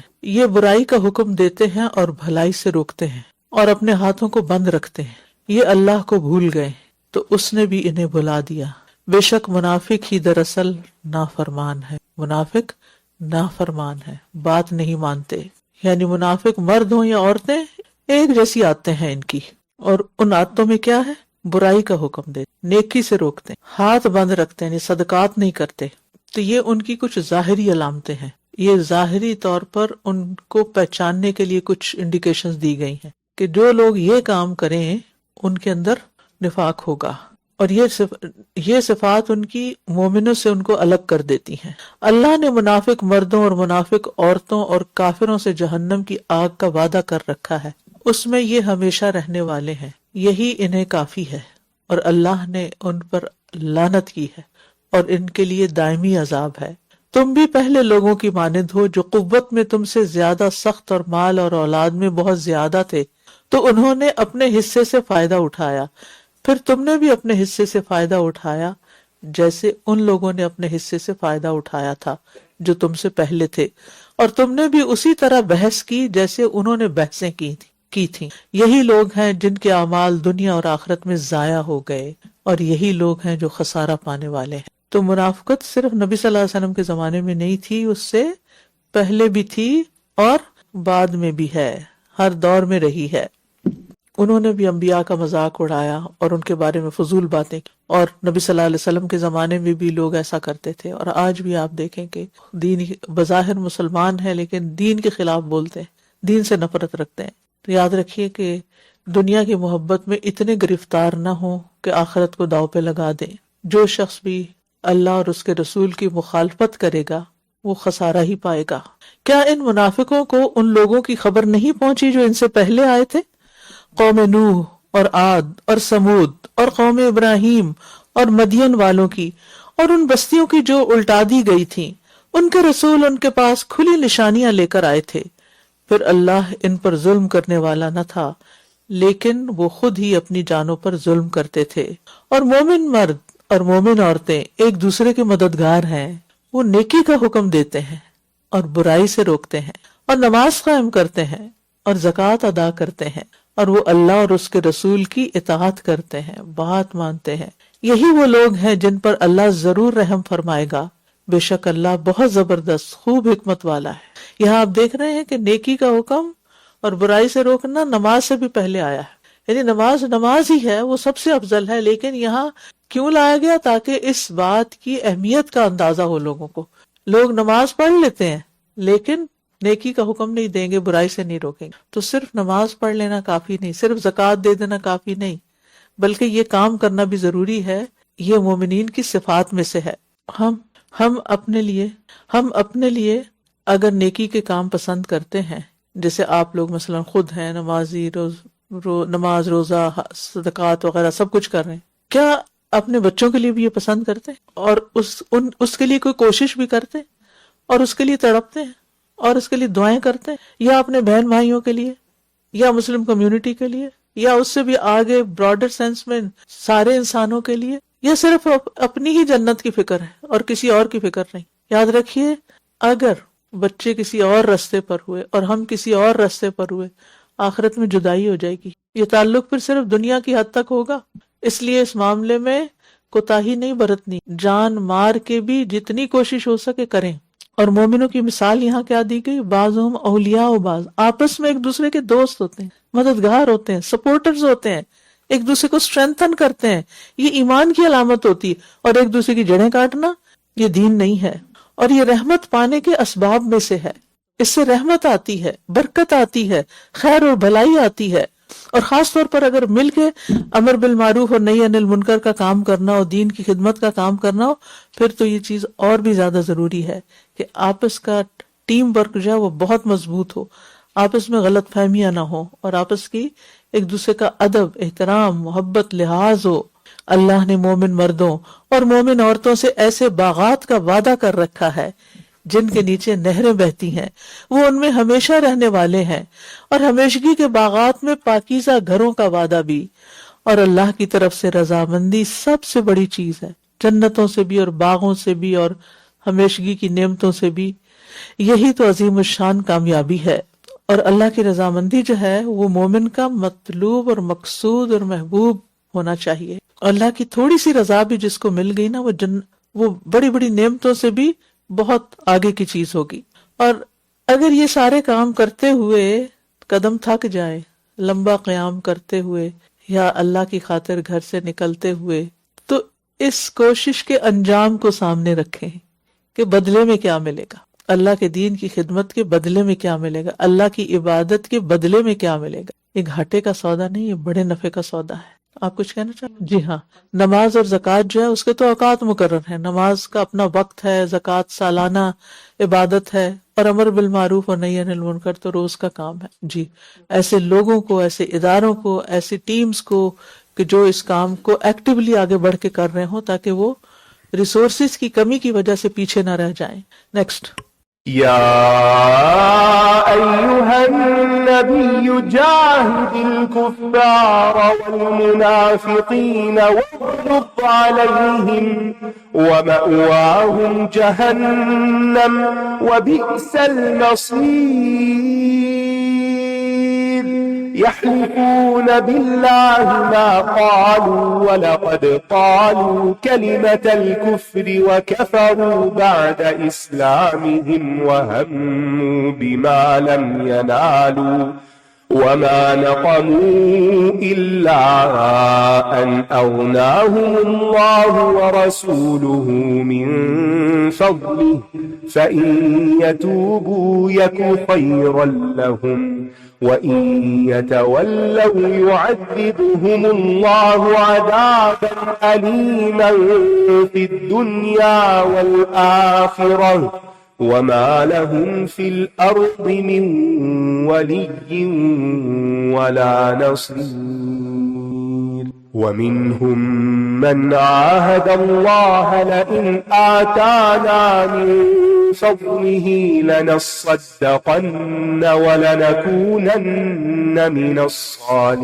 الصالحين فلما آتاهم من فضله بخلوا به وتولوا وهم معرضون فأعقبهم نفاقا في قلوبهم إلى يوم يلقونه بما أخلفوا الله ما وعدوه وبما كانوا يكذبون ألم يعلموا أن الله يعلم سرهم ونجواهم وأن الله علام الغيوب الذين يلمزون المطوعين من المؤمنين في الصدقات والذين لا يجدون إلا جهدهم فيسخرون منهم سخر الله منهم ولهم عذاب أليم استغفر لهم أو لا تستغفر لهم إن تستغفر لهم 70 مرة فلن يغفر الله لهم ذلك بأنهم كفروا بالله ورسوله والله لا يهدي القوم الفاسقين اے نبی کفار اور منافقین سے جہاد کیجیے اور ان پر سختی کیجیے اور ان کا ٹھکانہ جہنم ہے اور وہ لوٹ کر جانے کی بہت بری جگہ ہے۔ منافقین سے درگزر اور نرمی کا جب کوئی فائدہ نہ ہوا تو ان پر سختی کا حکم دیا گیا تاکہ کسی طرح ان کی اصلاح ہو جائے۔ اس لیے صرف نصیحت فائدہ نہیں دیتی، جس کو نصیحت کی جا رہی ہو، تعلیم دی جا رہی ہو، اس کی تربیت کی جا رہی ہو، اس کو ڈسپلن کرنا بھی ضروری ہوتا ہے اور اس کے لیے بعض اوقات سختی کی بھی ضرورت ہوتی۔ ٹھیک ہے، نبی صلی اللہ علیہ وسلم بہت شفیق تھے، مہربان تھے اور بہت یعنی رحمت کا پیغام تھے، لیکن اس کے باوجود انہیں کیا حکم دیا جا رہا ہے کہ جہاں سختی کی ضرورت ہو وہاں سختی کریں، یعنی فرم رہیں اور ایز پر نیڈ معاملہ رکھیں، کیونکہ کچھ کام نرمی کرواتی ہے اور کچھ کاموں کے لیے فرم بھی ہونا پڑتا ہے، سختی کی بھی ضرورت ہوتی ہے۔ یہ لوگ اللہ کی قسمیں کھاتے ہیں کہ انہوں نے وہ بات نہیں کہی، یعنی کسی خاص واقعے کی طرف اشارہ ہے، حالانکہ یقینی طور پر انہوں نے کلمہ کفر کہا تھا، یعنی منافقین نے ایسی بات کی تھی اور انہوں نے اپنے اسلام لانے کے بعد کفر اختیار کیا اور اس کام کا ارادہ کیا جو یہ پورا نہ کر سکے، اور انہوں نے صرف اس کا انتقام لیا کہ اللہ اور اس کے رسول نے اپنے فضل سے انہیں غنی کر دیا، یعنی مدینہ کا حال بدل گیا تھا آپ کے جانے کے بعد۔ پھر اگر یہ توبہ کر لیں تو یہ ان کے حق میں بہتر ہوگا، اور اگر یہ منہ موڑتے ہیں تو اللہ انہیں دنیا اور آخرت میں دردناک عذاب دے گا، اور ان کے لیے زمین میں نہ کوئی دوست ہوگا اور نہ کوئی مددگار۔ منافقین کی عادت تھی کہ اکثر مواقع پر کوئی نہ کوئی بات کیے رکھتے تھے، کفریہ بات، اسلام کے خلاف، نبی صلی اللہ علیہ وسلم کے خلاف، یعنی اپنی دشمنی کو کسی نہ کسی جگہ ظاہر کرتے رہتے تھے، اور اللہ سبحانہ وتعالیٰ نے ہمیشہ ان کے منصوبوں کو ناکام کیا، ان کی چلنے نہیں دی۔ وہ بارہا انہوں نے موقع تلاش کیا کہ نبی صلی اللہ علیہ وسلم کو قتل کر دیں، اسلام کو جڑ سے اکھاڑ پیں، اللہ کے دین کے لیے کام کرنے والوں کے جو ریسورسز ہیں ان کو ختم کر دیں، لوگوں کو بہکائیں کہ ان کو کچھ مت دو۔ پھر اسی طرح چونکہ وہ عبداللہ بن ابی کو تاج پہنانا چاہتے تھے، وہ سارا منصوبہ غارت ہو گیا، تو اس لیے ان کے دلوں کے اندر ایک جلن تھی، انتقام تھا، حسد تھا۔ پھر وہ تمنا رکھتے تھے کہ تبوک میں جا کر یہ رومیوں کے ہاتھ ختم ہو جائے، واپس ہی نہ آئے، وہ لاکھوں میں ہیں اور یہ ان کے گھر جا کے ان کا مقابلہ کرنے لگے، تو خطرے میں ان کی تمنا یہ تھی کہ بس واپس ہی نہ ہو۔ پھر اسی طرح کچھ جگہوں پر انہوں نے نبی صلی اللہ علیہ وسلم کے اوپر اور صحابہ کے اوپر کچھ گرا کے ان کو قتل کرنے کا منصوبہ بنایا۔ تو بہرحال واقعات کی تفصیل میں ہم نہیں جا سکتے، لیکن انہوں نے اپنی دشمنی کسی نہ کسی رنگ میں ضرور ظاہر کی۔ اسی لیے ایک موقع پر نبی صلی اللہ علیہ وسلم نے فرمایا، میری امت میں سے 12 منافق ایسے ہیں جو نہ جنت میں جائیں گے نہ اس کی خوشبو پائیں گے۔ لیکن بہرحال آپ دیکھیے کہ اگر توبہ کر لیں تو ان کے حق میں بہتر ہے، یعنی توبہ کا دروازہ اب بھی کھلا ہے.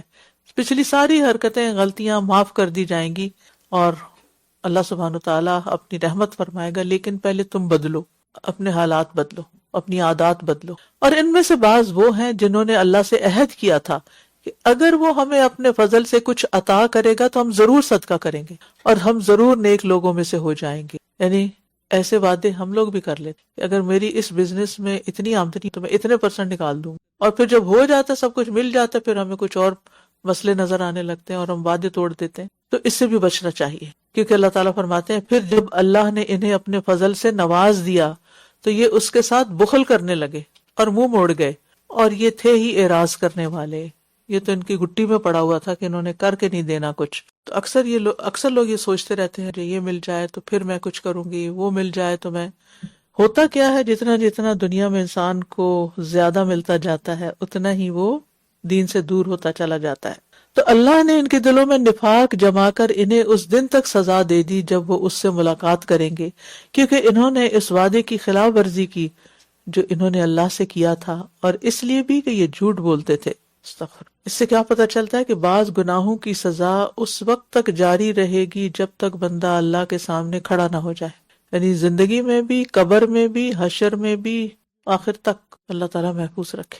کیا یہ نہیں جانتے کہ بے شک اللہ ان کے رازوں اور ان کی سرگوشیوں کو جانتا ہے، اور یہ کہ اللہ تمام غیبوں کو خوب جاننے والا ہے؟ کیا یہ نہیں جانتے کہ بے شک اللہ ان کے رازوں کو خوب جانتا ہے؟ جب انسان کو یہ پتہ چل جاتا ہے، اس بات کا یقین آ جاتا ہے کہ میرے دل کا حال اللہ کو پتہ ہے، تو پھر انسان اپنے آپ سے بھی شرماتا ہے اور ایسی باتیں نہیں سوچتا جو منافقین کی علامات میں سے ہو. کیونکہ اور جو یہ جانتا ہے کہ اللہ کو سب پتہ ہے تو پھر وہ ہر لمحہ اللہ سے قریب ہونے کی کوشش میں لگا رہتا. وہ لوگ جو خوش دلی سے صدقات دینے والے اہل ایمان پر تانا زنی کرتے ہیں، وہ لوگ جو خوش دلی سے صدقات دینے والے اہل ایمان پر تانا زنی کرتے ہیں اور ان لوگوں پر بھی جو اپنی محنت کے سوا کچھ نہیں پاتے، تو یہ ان کا مذاق اڑاتے ہیں. اللہ ان کا مذاق اڑاتا ہے اور ان کے لیے دردناک عذاب ہے. جب صدقے کی آیت اتری تو صحابہ جو تھے وہ اپنی پیٹھوں پہ بوجھ اٹھاتے، محنت مزدوری کرتے اور کچھ کما کے پھر لا کے صدقہ کرتے. تو ایک آدمی اسی طرح مزدوری کر کے آیا، اس نے بہت سارا صدقہ دیا تو منافق ہنسنے لگے، کہا یہ دکھاوا کرتا ہے. ایک اور آدمی آیا تو اس کو بس کھجور صرف 2 کلو غلہ ہی ملا تھا جو صدقہ کرے، تو کہنے لگے اللہ کو اس صدقے کی نہیں ضرورت، اللہ اس سے بے نیاز ہے، یہ کوئی صدقہ ہے.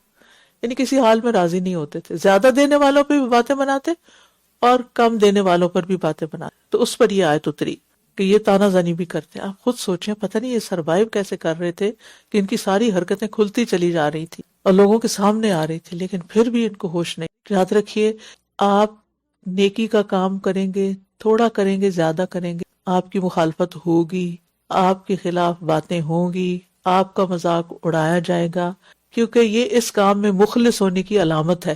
تمام انبیاء کے ساتھ یہی ہوا. تو ان باتوں کی وجہ سے نیکیوں سے پیچھے نہیں رہنا، اپنا سفر جاری رکھنا، استقامت اختیار کرنی. اور جو لوگ مذاق اڑائیں اور تانے دیں وہ یاد رکھیں کہ وہ ایک کبیرہ گناہ کا ارتکاب کر رہے ہیں. مومن کی یہ شان نہیں کہ وہ مومن کا مذاق اڑائے. آپ ان کے لیے بخشش مانگیں یا نہ مانگیں، اگر آپ ان کے لیے 70 بار بھی بخشش مانگیں گے، اگر آپ ان کے لیے 70 بار بھی بخشش مانگے تو بھی اللہ انہیں ہرگز معاف نہ کرے گا. یہ اس لیے کہ انہوں نے اللہ اور اس کے رسول کا انکار کیا، اور اللہ فاسق لوگوں کو ہدایت نہیں دیتا.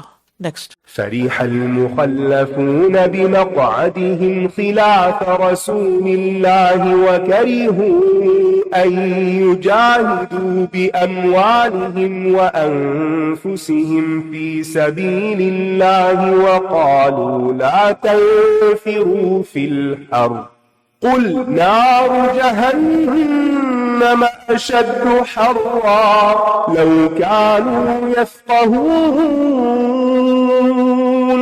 فليضحكوا قليلا وليبكوا كثيرا جزاء بما كانوا يكسبون فإن رجعك الله إلى طائفة منهم فاستأذنوك للخروج فقل لن تخرجوا معي أبدا فقل لن تخرجوا معي أبدا ولن تقاتلوا معي عدوا إنكم رضيتم بالقعود أول مرة فاقعدوا مع الخالفين ولا تصل على أحد منهم مات أبدا ولا تقم على قبره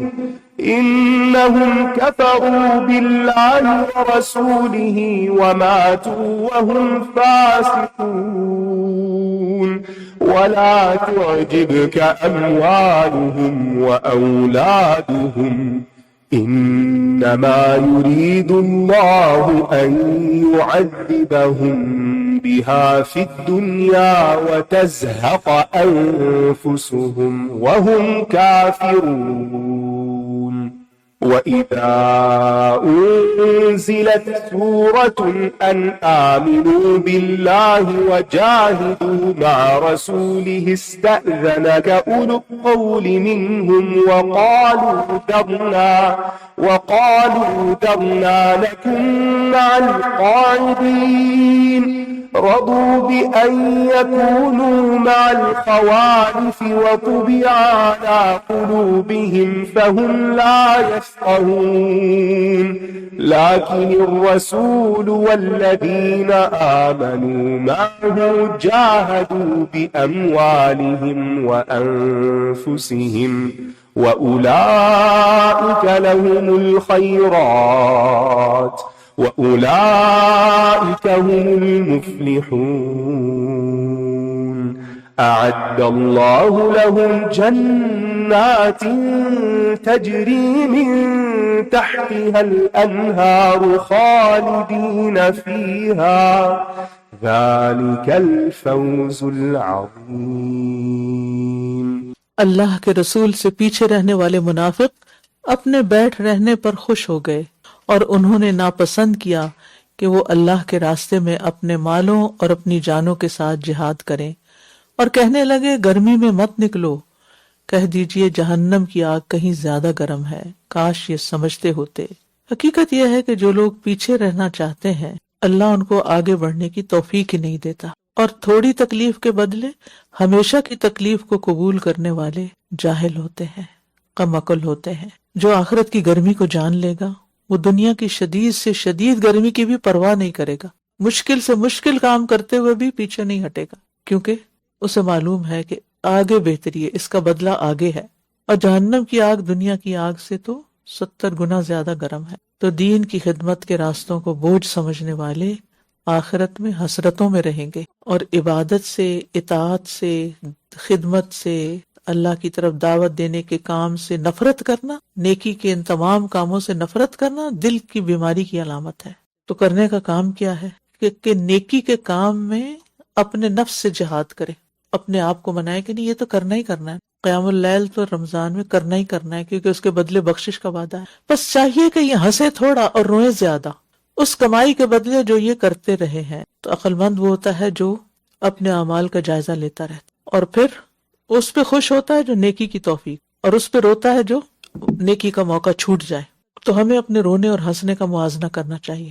میں کب روتی ہوں اور کب ہنستی ہوں، کس بات پہ روتی ہوں اور کس بات پہ ہنستی ہوں، کیا چیز مجھے رلا دیتی ہے اور کیا چیز ہنسا دیتی. اسی سے آپ کو اپنے ایمان کی حالت کا اندازہ ہو جائے گا. پھر اگر اللہ آپ کو ان منافقین میں سے ایک گروہ کی طرف واپس لوٹا لائے، پھر یہ آپ سے جنگ کے لیے نکلنے کی اجازت طلب کریں تو صاف کہہ دیجئے کہ تم میرے ساتھ ہرگز نہ نکلو گے اور تم ہرگز میرے ساتھ مل کر دشمن سے جنگ نہیں کرو گے، کیونکہ تم پہلی بار بیٹھ رہنے پر راضی ہو گئے تھے، تو اب بھی پیچھے رہنے والوں کے ساتھ بیٹھے رہو. یعنی جو تبوک میں حاضر نہیں ہوئے ان کے اگلے غزوات میں جانے پر پابندی عائد کر دی. اور ان میں سے کوئی مر جائے تو آپ کبھی بھی اس کا جنازہ نہ پڑھیں اور نہ ہی اس کی قبر پر کھڑے ہوں، کیونکہ انہوں نے اللہ اور اس کے رسول کا انکار کیا اور یہ اس حال میں مرے کہ یہ نافرمان تھے. دین کی عزت کا تقاضا یہ ہے کہ منافقوں کو کوئی بڑا مقام نہ دیا جائے، اور ان کے مال اور اولاد آپ کو تعجب میں نہ ڈالیں، اس پہ خوش نہ ہو، حیران نہ ہو. بے شک اللہ چاہتا ہے کہ وہ انہیں انہی کے ذریعے دنیا میں بھی عذاب دے مال اور اولاد کے ذریعے، اور ان کی جانیں اس حال میں نکلیں کہ یہ کافر ہوں۔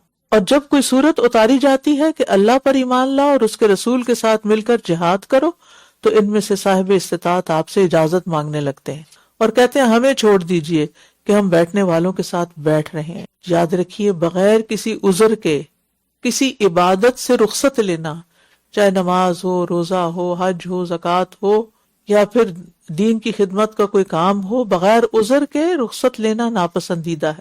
ایسے بس سستی میں یہ نہیں ہونا چاہیے۔ یہ پیچھے رہنے والیوں کے ساتھ بیٹھ رہنے پر راضی ہو گئے اور ان کے دلوں پر ان کے نفاق کی وجہ سے مہر لگا دی گئی، لہٰذا یہ کچھ سمجھ نہیں پاتے۔ تو اس سے پتہ چلتا ہے کہ مختلف مواقع پر ان کا طرز عمل اور رویہ کیا ہوتا ہے۔ جب کوئی چیلنج آتا ہے زندگی میں، کوئی مشکل وقت آتا ہے، تو یہ سب لوگوں سے زیادہ بزدل ہوتے ہیں، اور جب امن کا زمانہ ہوتا ہے تو بڑھ بڑھ کے باتیں کرتے ہیں۔ مومن کیا کرتا ہے؟ کم بولتا ہے اور عمل زیادہ کرتا ہے، جبکہ منافق باتیں زیادہ کرتا ہے اور عمل کم کرتا ہے۔ مومن ایک حساس انسان ہوتا ہے، اس لیے وہ قلیل الکلام ہوتا ہے اور کثیر العمل ہوتا ہے۔ منافق بے حس انسان ہوتا ہے، لہٰذا وہ عمل میں کم اور باتیں زیادہ کرتا ہے۔ اور صفوں میں بھی پیچھے وہی لوگ رہتے ہیں جن کے دلوں میں نفاق کی گنجائش ہوتی ہے۔ تو کرنے کا کام کیا ہے کہ دلوں کی حالت کو درست کیا جائے، نفاق کو دور کیا جائے تاکہ سارے اعمال درست ہوں۔ لیکن رسول اور جو لوگ اس پر ایمان لائے انہوں نے اپنے مالوں اور اپنی جانوں کے ساتھ جہاد کیا، اور ایسے ہی لوگ ہیں جن کے لیے ساری بھلائیاں ہیں، اور یہی لوگ ہیں جو فلاح پانے والے ہیں۔ یعنی اپنا مال، وقت، محنت، فکر، صلاحیت، جذبات اللہ کے راستے میں لگانے والوں کو ہی دونوں جہانوں میں کامیابی ملے گی۔ اور پھر خاص طور پر مال آزمائش ہے، اس لیے اسے اللہ کے راستے میں دے تاکہ کم آزمائش ہو۔ اللہ نے ان کے لیے ایسے باغات تیار کیے ہیں جن کے نیچے نہریں بہتی ہیں، وہ ان میں ہمیشہ رہنے والے ہیں۔ یہی عظیم الشان کامیابی ہے۔ تو اللہ تعالیٰ سے دعا ہے کہ اللہ تعالیٰ ہمیں اس عظیم الشان کامیابی سے نوازے اور ہمارے اندر کے سارے نفاق کو دور کر دے، دھو ڈالے۔ وآخر دعوانا ان الحمد للہ رب العالمین۔ سبحانک اللہم وبحمدک، اشہد ان لا الہ الا انت، استغفرک واتوب